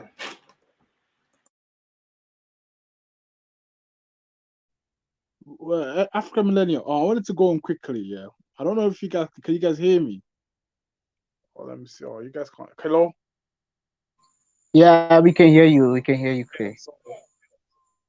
I think it was an American embassy flew the LGBT flag. So whoever is in the American embassy in Ghana should be arrested under the law. I don't know if the law has been passed yet, the anti-law. But if the law has been passed, then whoever's in the American embassy in Ghana should be arrested because they flew the gay flag on Ghanaian soil. Now, no embassies tend to be sovereign, but the fact that they're in support of it means they're basically going against the state. It's something I've seen in the news, and I think the Ghanaian government has been to look into it as to who flew the flag, and I'm sure they're going to start. I don't know if they've passed a law yet, but one thing I wanted to say is that, is there any video that AM can play where the journalist in Ghana or Ghanaian minister says what's going to be happening, like punishable laws and the years? The one Richmond was basically reading. Is there any video? Because I haven't really done like a background checks on this. Everything I've known so far about this was actually in this YouTube channel yesterday and today. But if you can find videos where a minister talks about the upcoming laws or reads out the laws, then you will appreciate it. But one thing I will say is that how can the Americans fly that flag? It's totally disrespectful. Simply because I don't know what to say. Richmond said himself that if someone advocates for it, if someone, like the way Richmond was talking under the Ghanaian law, he would now be arrested and put in jail for 5 to 10 years, right? So if someone's flying a flag on the embassy, then surely there has to be some arrest or investigations made. And Ghana has to lay down the hammer to let everybody know they are not going to tolerate and think, oh, because you're a superpower, whatnot, you wouldn't face the full force of the law. And it's amazing how defiant America has been in flying that flag. But Ghana is a sovereign nation. It is an independent country. It is going to be doing the outside world trying to influence in is not going to work. This is not a law passed by the Ghanaian government. This is the Ghanaian people putting pressure on the government to pass this law. So these immoral acts will not be promoted in Ghana. That's the whole point of it. In terms of vigilante or bounty hunting groups, what's basically going to happen is that people are going to hunt them down and hand them over to the police, or hunt them down and do whatever they want to do, because lawfully is now allowed. You can certainly arrest them, call the police, and get the police to arrest them. You can restrain them or whatever you call it, or at least tell the police someone lives here. He is gay. He lives at this address, this house, or he goes to this bar club. The police would obviously want. Everybody has cameras on their smartphones now, so they would want some evidence. You can give them video evidence, and they will get arrested. So it's going to create vigilante groups, and a lot of people are going to be falsely accused of being gay. Imagine if you have a brother and you rent an apartment with your brother. You feel me? You rent out a room with your brother. Say you and your brother go. Say you're going for holidays at the beach. You want to chill. You rent out one apartment room, one hotel room. The receptionist will be suspicious. They will call the police, or at least make like and look at the body language between you two. Are you brothers or are you lovers? So this is going to create a society of paranoia. Exactly what Richmond said. But now a lot of people's private lives is going to be delved into. It's not going to be one of those ones where back in the day, it's like they have gay parties in universities and they were openly gay people in boarding schools in SHS. Those days are long gone. Nobody can flaunt it anymore because it carries harsh sentences. So yeah, I think Ghana has done one in the face of the Western powers, and I don't know if they're gonna go in on the US embassy flying that flag, but yeah, I think they may look to start arresting people in the embassy, and if they make an investigation and arrest people, it will send out a message even to the Americans that Ghana is really serious about this, and they're not going to let America interfere. And we're going to be seeing more mob justice basically from now on. Why? That's so unnecessary. Well, the mob justice comes in simply because of what Richmond himself said. If these laws are brought in, it makes it easier for the citizens or the people to delve deep into people's private lives, because So, for Chrissy, okay, can I ask you a example, if question? you come and live next door to someone and they suspect you of being gay, under the law they can literally investigate your life. Do you understand? Because if it turns out they're gay and the police arrest them, the police are going to question the neighbors and the work colleagues that, okay, you knew this man was gay and they report him. You saw him work cross-dressed and you never reported him to us. That will make the neighbors and the work colleagues and whoever they were in contact with in the day-to-day guilty as well. Right. So people are going to start investigating people's private life. So it's a bit like with under Nazi Germany when people had to start investigating who was a Jew and who wasn't. In Nazi Germany, once the law was passed, people were investigating. Are my neighbors Jews? Do they belong to the Jewish faith? Are they of Jewish lineage? Is my work colleague They really Jewish? want to make us feel uncomfortable with each other in this country. You know, if That you is see a the big waste of cities, time to a lot check of who's boys, gay and who's not yeah, gay. I don't even want to know. a lot You of know what I mean? Like, I don't want to see evidence of anybody who's gay or not gay. That's too much. yeah, and the fact is that a lot of in these cities, in the cities nowadays, like the cost of rent is so high that a lot of friends are patching with each other. So that means they are gonna make them feel uncomfortable about themselves. And you know, back in the days where we can even two friends can just hold hand on the street, be it male or female or two guys together or two females together. Nowadays, when you do things like that, maybe people will start watching you. And if you are somebody you are used to behaving like that, you know, But how it's about the crazy. gay guys that are stylists? You know, like the gay guys that usually do celebrity hair. Is that gonna be a problem because they're working? You're saying Yes, that's also a big problem. And let me tell you, maybe this thing to be counted though, like the effeminate and also extremely masculine uh, women who feel comfortable wearing uh, male clothing, or some guys also like expressing themselves and wearing this makeup. Like you can sometimes you can see when they dress, they don't put on these eyelashes and things. That means they haven't dressed. some of these people will be picked on. I don't have, if somebody is bothering their body, I why should I care so much? Like, No, I know I can't. Hold on. Afterschool. You cannot allow immorality to swamp into your country. If you allow this type of immoral act, I don't want the bill. Let me tell you, I don't want the bill, and I don't want the agenda too. Yeah, I don't want it in Ghana, and I don't want the bill too. Okay, so I don't want which? that bill, and I yeah. So we should have to wipe everything that these people are doing on their media. They have to surely kind of, maybe kind of have some conference with these independent media people and make sure that they wipe every content about those things that they've been posting of and make the media very clean of this sexuality and morality thing, the thing they are pushing, so that the people will have a clean mind.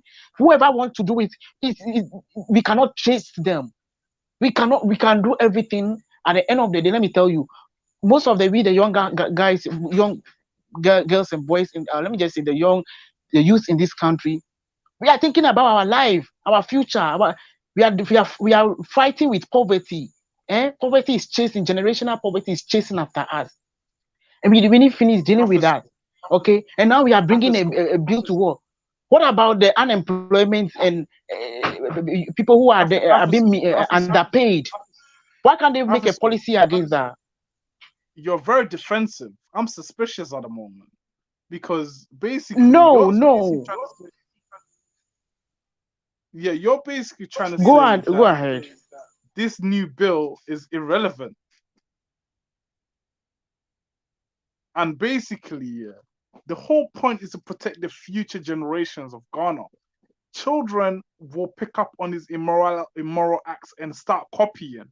The whole point is to let them know this is illegal and it is immorally wrong in a Ghanaian setting.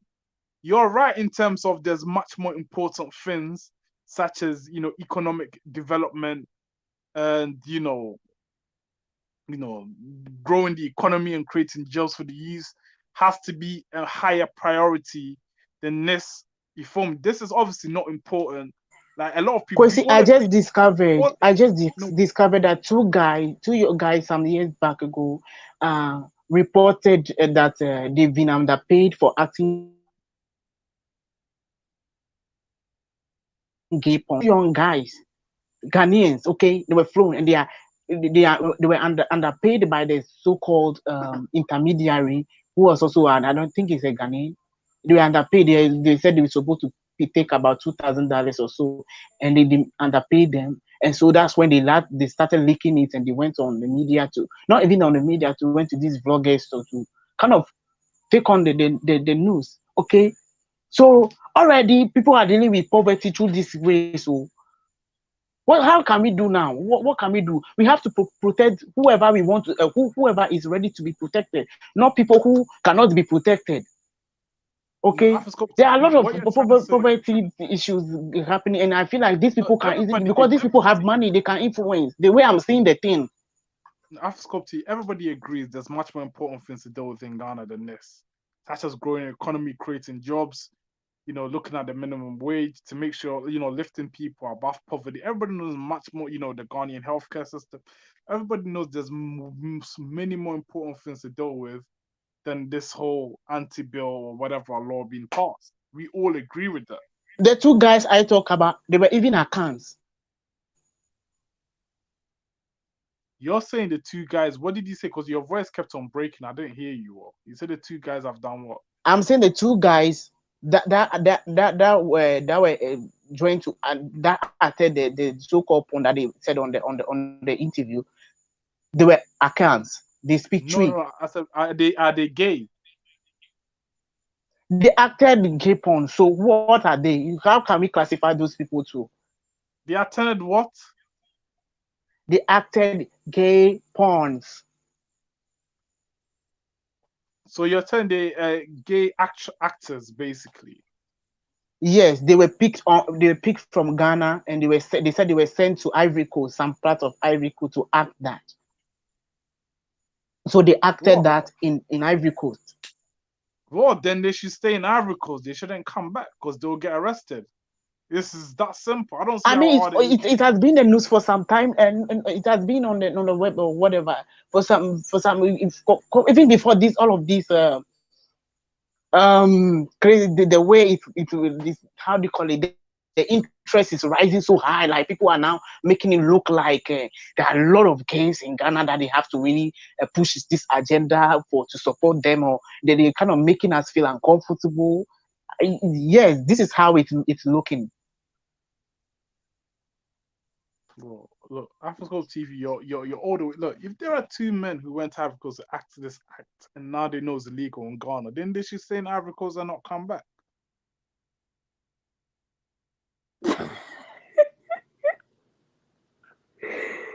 Yeah, my goodness. There's okay. To me, right? I'm not looking at it from a micro level. I'm looking at more so from a macro level. So to be honest, what individuals do, I really just don't care. Like don't care. I just don't care at all. But to me, it's I just don't want it to affect policy. Like I don't want it to affect the ability to be able to get a loan, or the ability to get aid, or the ability No, to African pass a millennial. certain law. That's more the way that I'm looking at it. And African societal millennial. pressures, I'm not really worried about two people in the street doing that. Like, who I'll cares? talk about I'm the more aid so worried about how it Comrade impacts Comrade Shea is here. I rules would and like to laws. hear his opinion too as well.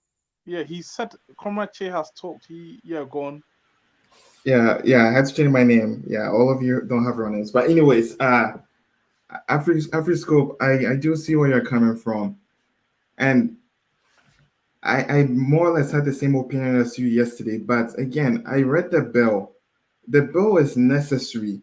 While I don't agree with the language of the bill, the essence of the bill is necessary, because you have these Western countries that do not care about our sovereignty. These Western countries still consider and look at us in a very paternalistic way. Like the audacity of setting up an LGBT how can I not pronounce this word? Advocates, Jesus. Anyways, that word. Anyways, for the European Union, and then all of these foreign bodies to then even stream the event, knowing full well that we have laws in Ghana against that. Whole thing just hits me off in the wrong way. Like, we get it, our continent is impoverished and all of that, but we still have dignity. Respect us and respect our laws. Like, that is something that is non-negotiable. You just don't come here and do whatever you want. You don't see Ghanaians and Africans going to the West and importing our values there. Like, that's the reason why I feel this bill was rushed to the fore. With that said, the whole language of the bill is a mess. I am really hoping they really work on it, because it's literally it's bad. It's really, really bad. But the necessity of the bill, I do not have any objections for it. We need to have this bill, because our laws towards LGBT is very outdated. And actually, every scope, if this bill is worked upon in a much more reasonable light, I feel this bill, as sardonic and ironic as it sounds, it might actually protect people in the LGBT community. Because as it stands now, being gay, there's nothing in the Constitution that even refers to being gay. So if there's like a mob that is about to lynch you or anything like that, the law can't even protect you, because the law doesn't even know of your existence. Because being gay, bisexual, transgender, all of these terms are post 2008 terms. Our Constitution was in 1994. So at least on that point of view, this law needs to be there, so that at least we can even recognize the existence of people who are LGBT. But the issue is that the bill is a mess. It's a complete mess. I wanted to ask Richmond something. Sorry, I wanted to ask Comrade something. Hey, Sorry. Yeah, Comrade, do you think this will affect Ghana, how Ghana gets aid and loan from now on from the West? Yeah, so that's so I thought of that as well. But as it is, what you call it, social issues, especially when you look at these IMF and World Bank stipulations, they really don't care about social issues as much as they did before. They used to care about these sort of stuff during the Cold War. If you're a communist, if you're a killing communist, if you're a support, those sort of stuff. But since the end of the Cold War, it's mostly just on economical issues. Have you deregulated your currency and all of that? Because if that was the case, like the example you gave with the Arab nations, because not all Arab nations have oil.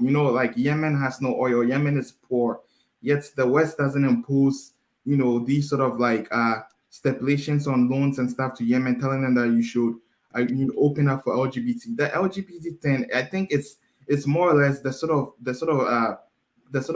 what you call it, direction in the West, because in the 19 early late 1990s, when UK had like a conservative prime minister and the US was Republicans, no one cared about stuff like this. You notice how it's usually when the Democrats are in power here, at least the Liberal Party in Canada or all these other Western countries, when there's like a tilt towards left wing values, that's when you have these importation of values. I bet you if Trump was in office, the US will not care about people being gay or all of that. I think it's just like it's a shift, it's not a permanent one, because even in the US, it was only till 2010 that being gay was legalized here. And when you meet a lot of people, it's still a contentious issue. Not every single person in America is in favor of being gay, or no, it's still a very controversial issue.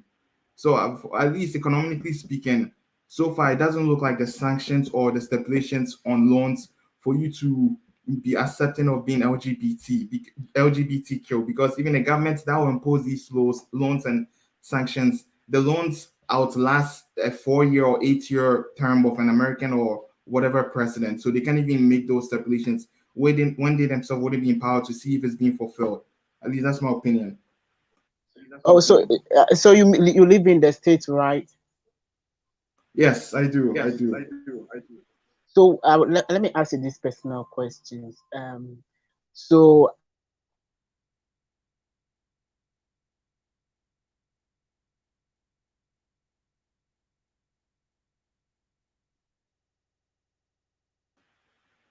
Afriscope, are you it's still like there? when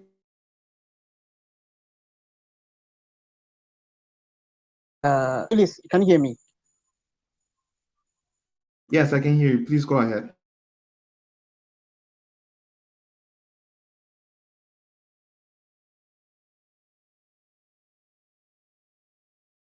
Hello. Please go ahead. Okay. I feel like a lot of people are going to be lured into it, even if they are not part of it. They might, I don't know. There's a fear that I'm having that way, that some people who are not psychologically tough, like they might be lured into this, and that's how I feel. So do you think that in the States, since those it was legalized there, like in the States, right? Do you think that a lot of people are now who will probably not be part of it are now part of it? Like, is it growing wild? Yeah, so the thing is that, like, even so I live in Massachusetts, right? And Massachusetts was actually the first US state to legalize LGBT way back, I think in like 2001 or 2002, way before the Supreme Court ruling in 2010. And even here, you still hear stories of people who are so relieved when they come out to their family, like come out and tell their family that they're gay. So and I find that interesting because here, this is Massachusetts. It's more or less like New York. It's very open. People are very open-minded here. If you're gay, no one is going to attack you. There's no hate crimes for that. But it's still a huge deal for people to come out and tell their family or friends that they're gay. A lot of people don't even do it. In universities, some people came out and it was a big thing. There was even like a party, celebrating someone coming out as being gay. Because, like, the thing is that even though it's legalized, being gay is you're still a minority. You still fight. It's still an internal thing, because yes, in the States, you can be gay and all of that, but a lot of people are not gay. So it's like this whole thing. So even though it's legalized here, there's still a good number of people who are still not out, who are still not openly out as gay. It's so I don't, and it's even much worse in states that have not even that's still fighting against it, like states like Texas and Florida. It's even worse there. But even in Massachusetts and even other liberal American states, being gay, you can dress flamboyantly, you can, do all, you can have very colored hair, all. And the thing too is that being gay is, and not everyone is gay in the same way. There's some people who are very, very gay in a very open manner. You see them with very colorful hair, dressing very, you can just tell, you look at a person, yes, you are gay. But there's some people who you wouldn't know until they tell you. And those people I've noticed tend to be the people who tend to be, most gay people tend to be the crowd that are not as flamboyant, and they're the ones that tend to keep it within them. And again, here in this states, you can be gay, but yet still people still rarely come out, because at the end of it, being gay is still a minority thing. You're still going against the majority. There's this thing of conformity and being considered deviant, and all of that goes on. But I think that gradually, it's going to take time. 2010 to now, 10 years now, still, it's going to take a long time before becoming gay is very, very mainstream, where people don't have to even use a term coming out, because people have this illusion that just because being gay is legalized in America, people who are gay are very openly gay. No, it's not that. They're still hiding, they're still in the closet because it's a personal thing they're wrestling with. They've not even Americans have not even gone to that point yet. It's an ongoing thing here for them as well.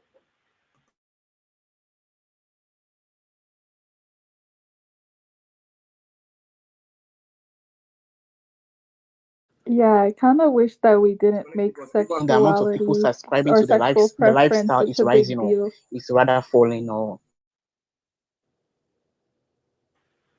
Again, for me, I've you not know, been here for you very can't long, tell. and I can't really I tell. basically, You can't tell what.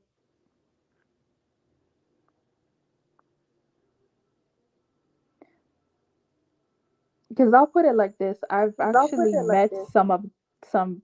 Well, it's not unusual if you're in the West of you and you've met some people who are gay, openly gay before. Like, met a couple of them. Um, I would I would say you can't always tell, right? Like you can't always tell, but I don't know. I just always feel like why should anybody know your sexual preference? Like like it's not a conversation that I feel like anybody even needs to have out in the open, but I guess now we're being forced to have these type of conversations and it's very uncomfortable. Yeah, I like to add to that. Yeah, that's what I was trying to say yesterday. Like, being gay isn't someone's entire identity. That's just part of it. Like, a lot of the people I knew here who are gay, like I said, I only knew they were gay because they just mention it in an offhand manner. Like someone just talking about, oh, I'm going to see my boyfriend later on, or something like that. It doesn't dominate their entire personality, just part of them, which makes it a bit more like that's why it's much more normalized here. I feel like there's a difference in how it's perceived in Ghana, because when I was in Ghana going to JHS and all of that, it was like there's this like scariness attached to it. It's like very bad, but here I just see it as like, yeah, it's a lifestyle. If that's what you do, that's what you do. I don't think we've gotten to that level in Ghana yet. And I think I don't think Ghanaians, I don't think we ever get to that level, because to get to that level, you basically have to know someone who is gay and understand that the person being gay isn't just their entire identity. They are students, they are parents, they are whatever, and they just happen to sleep with other men or other women. For Ghanaians and other Africans to get to a level, you basically have to live with them and see how normal they are.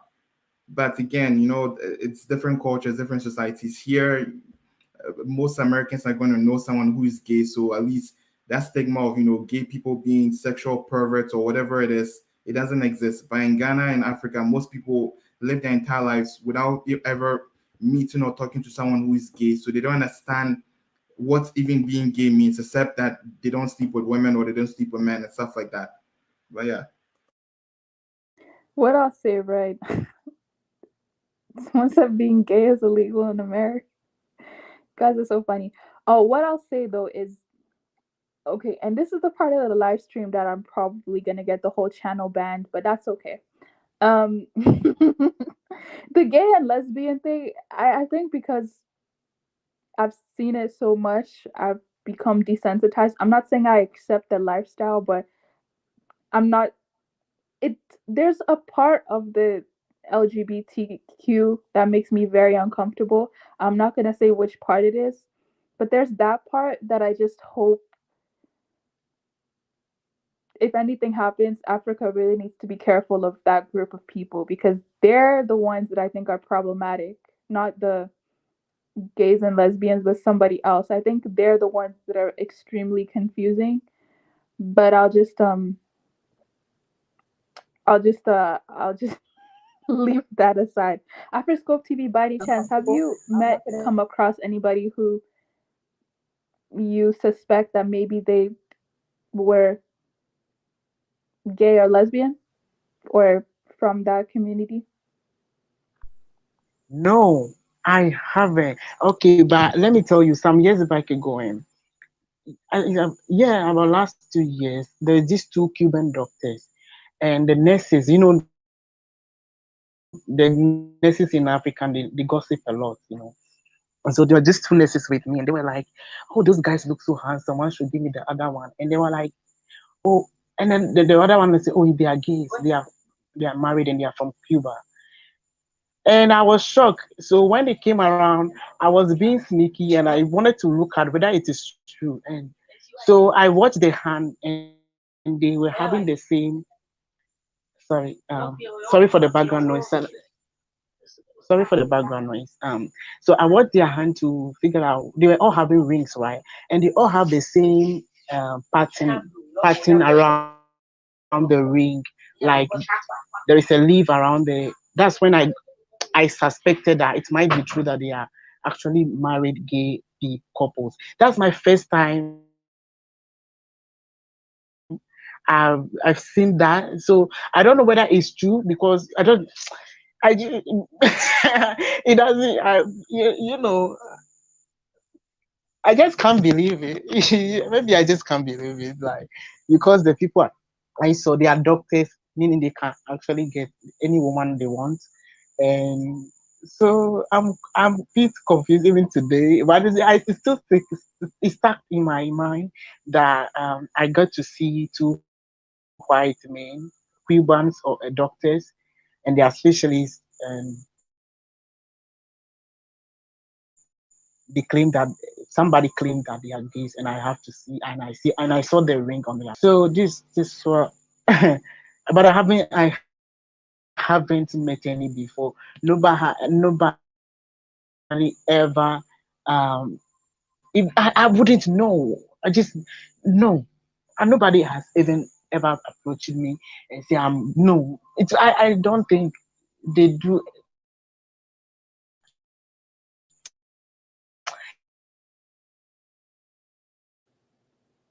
Okay. Well, one thing I'll say is the only thing I don't like about it is when it's So exposed to little kids, I like say if they see each when it's other, they know it. yeah, when it's exposed to little kids, when it's on the media, when it's in school programs. I feel like that's a bit too much. Like I don't know if you know, but there's been a couple of TV shows up here, Exactly. and yeah, there's been a couple of TV shows up here, and the main characters have 30, 20 years later, they've come out as gay, and it's like, what? I was completely fine watching a show as a child, not knowing the sexuality of the character. But now, 20, 30 years later, they're coming out and they're saying, oh, this character was from that community. And it's like, why do you have to say that now when none of us were thinking about their sexual preference? It's like SpongeBob. I don't know if you know what SpongeBob is, or Superman or Batman.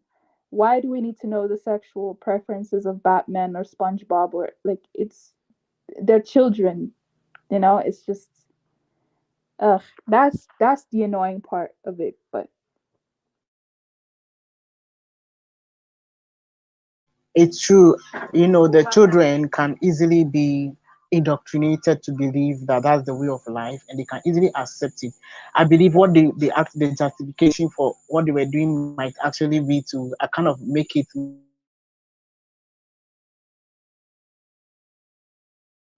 more acceptable to everybody, or for them to realize that they are different. It's like when you put something in somebody's mind, and it's like it become easier. I feel like it might become easier for them to go on that route, even if they are not, even if they are not such people.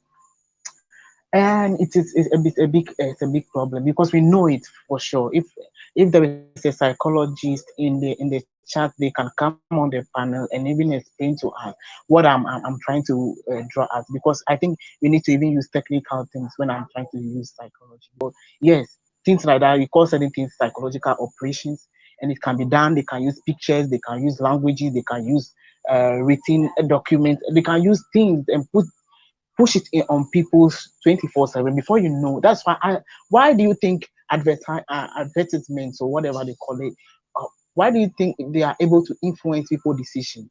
they are they constantly play it to you. They are constantly showing you, get this, get that, get this, and so it become like something normalized to you. You wouldn't even know, but you might be making a decision to buy certain things that you just see in the advert. And this is something that I feel like when they are putting on the media, it's just not bad for it's just bad for our kids. But there are also a lot of things that I feel like it's also bad for our kids. So this is the right time for them to also include something, a bill forward, where children are denied from seeing these television programs where there is shooting going on, there is some kind of lifestyle being portrayed, and people are using rough languages, and they have no empathy.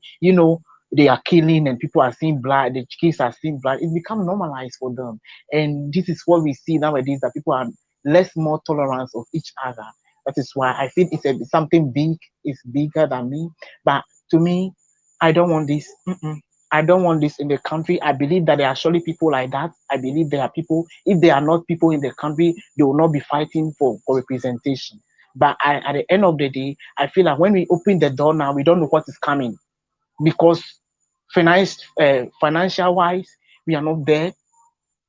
Uh, Psychological wise, we are not there, or psychologically, we are not there.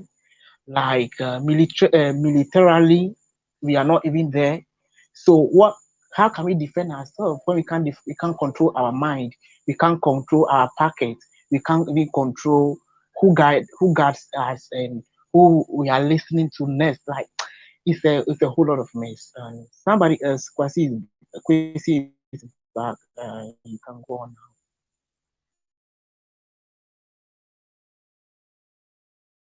Yeah, Kwesi, you can go ahead.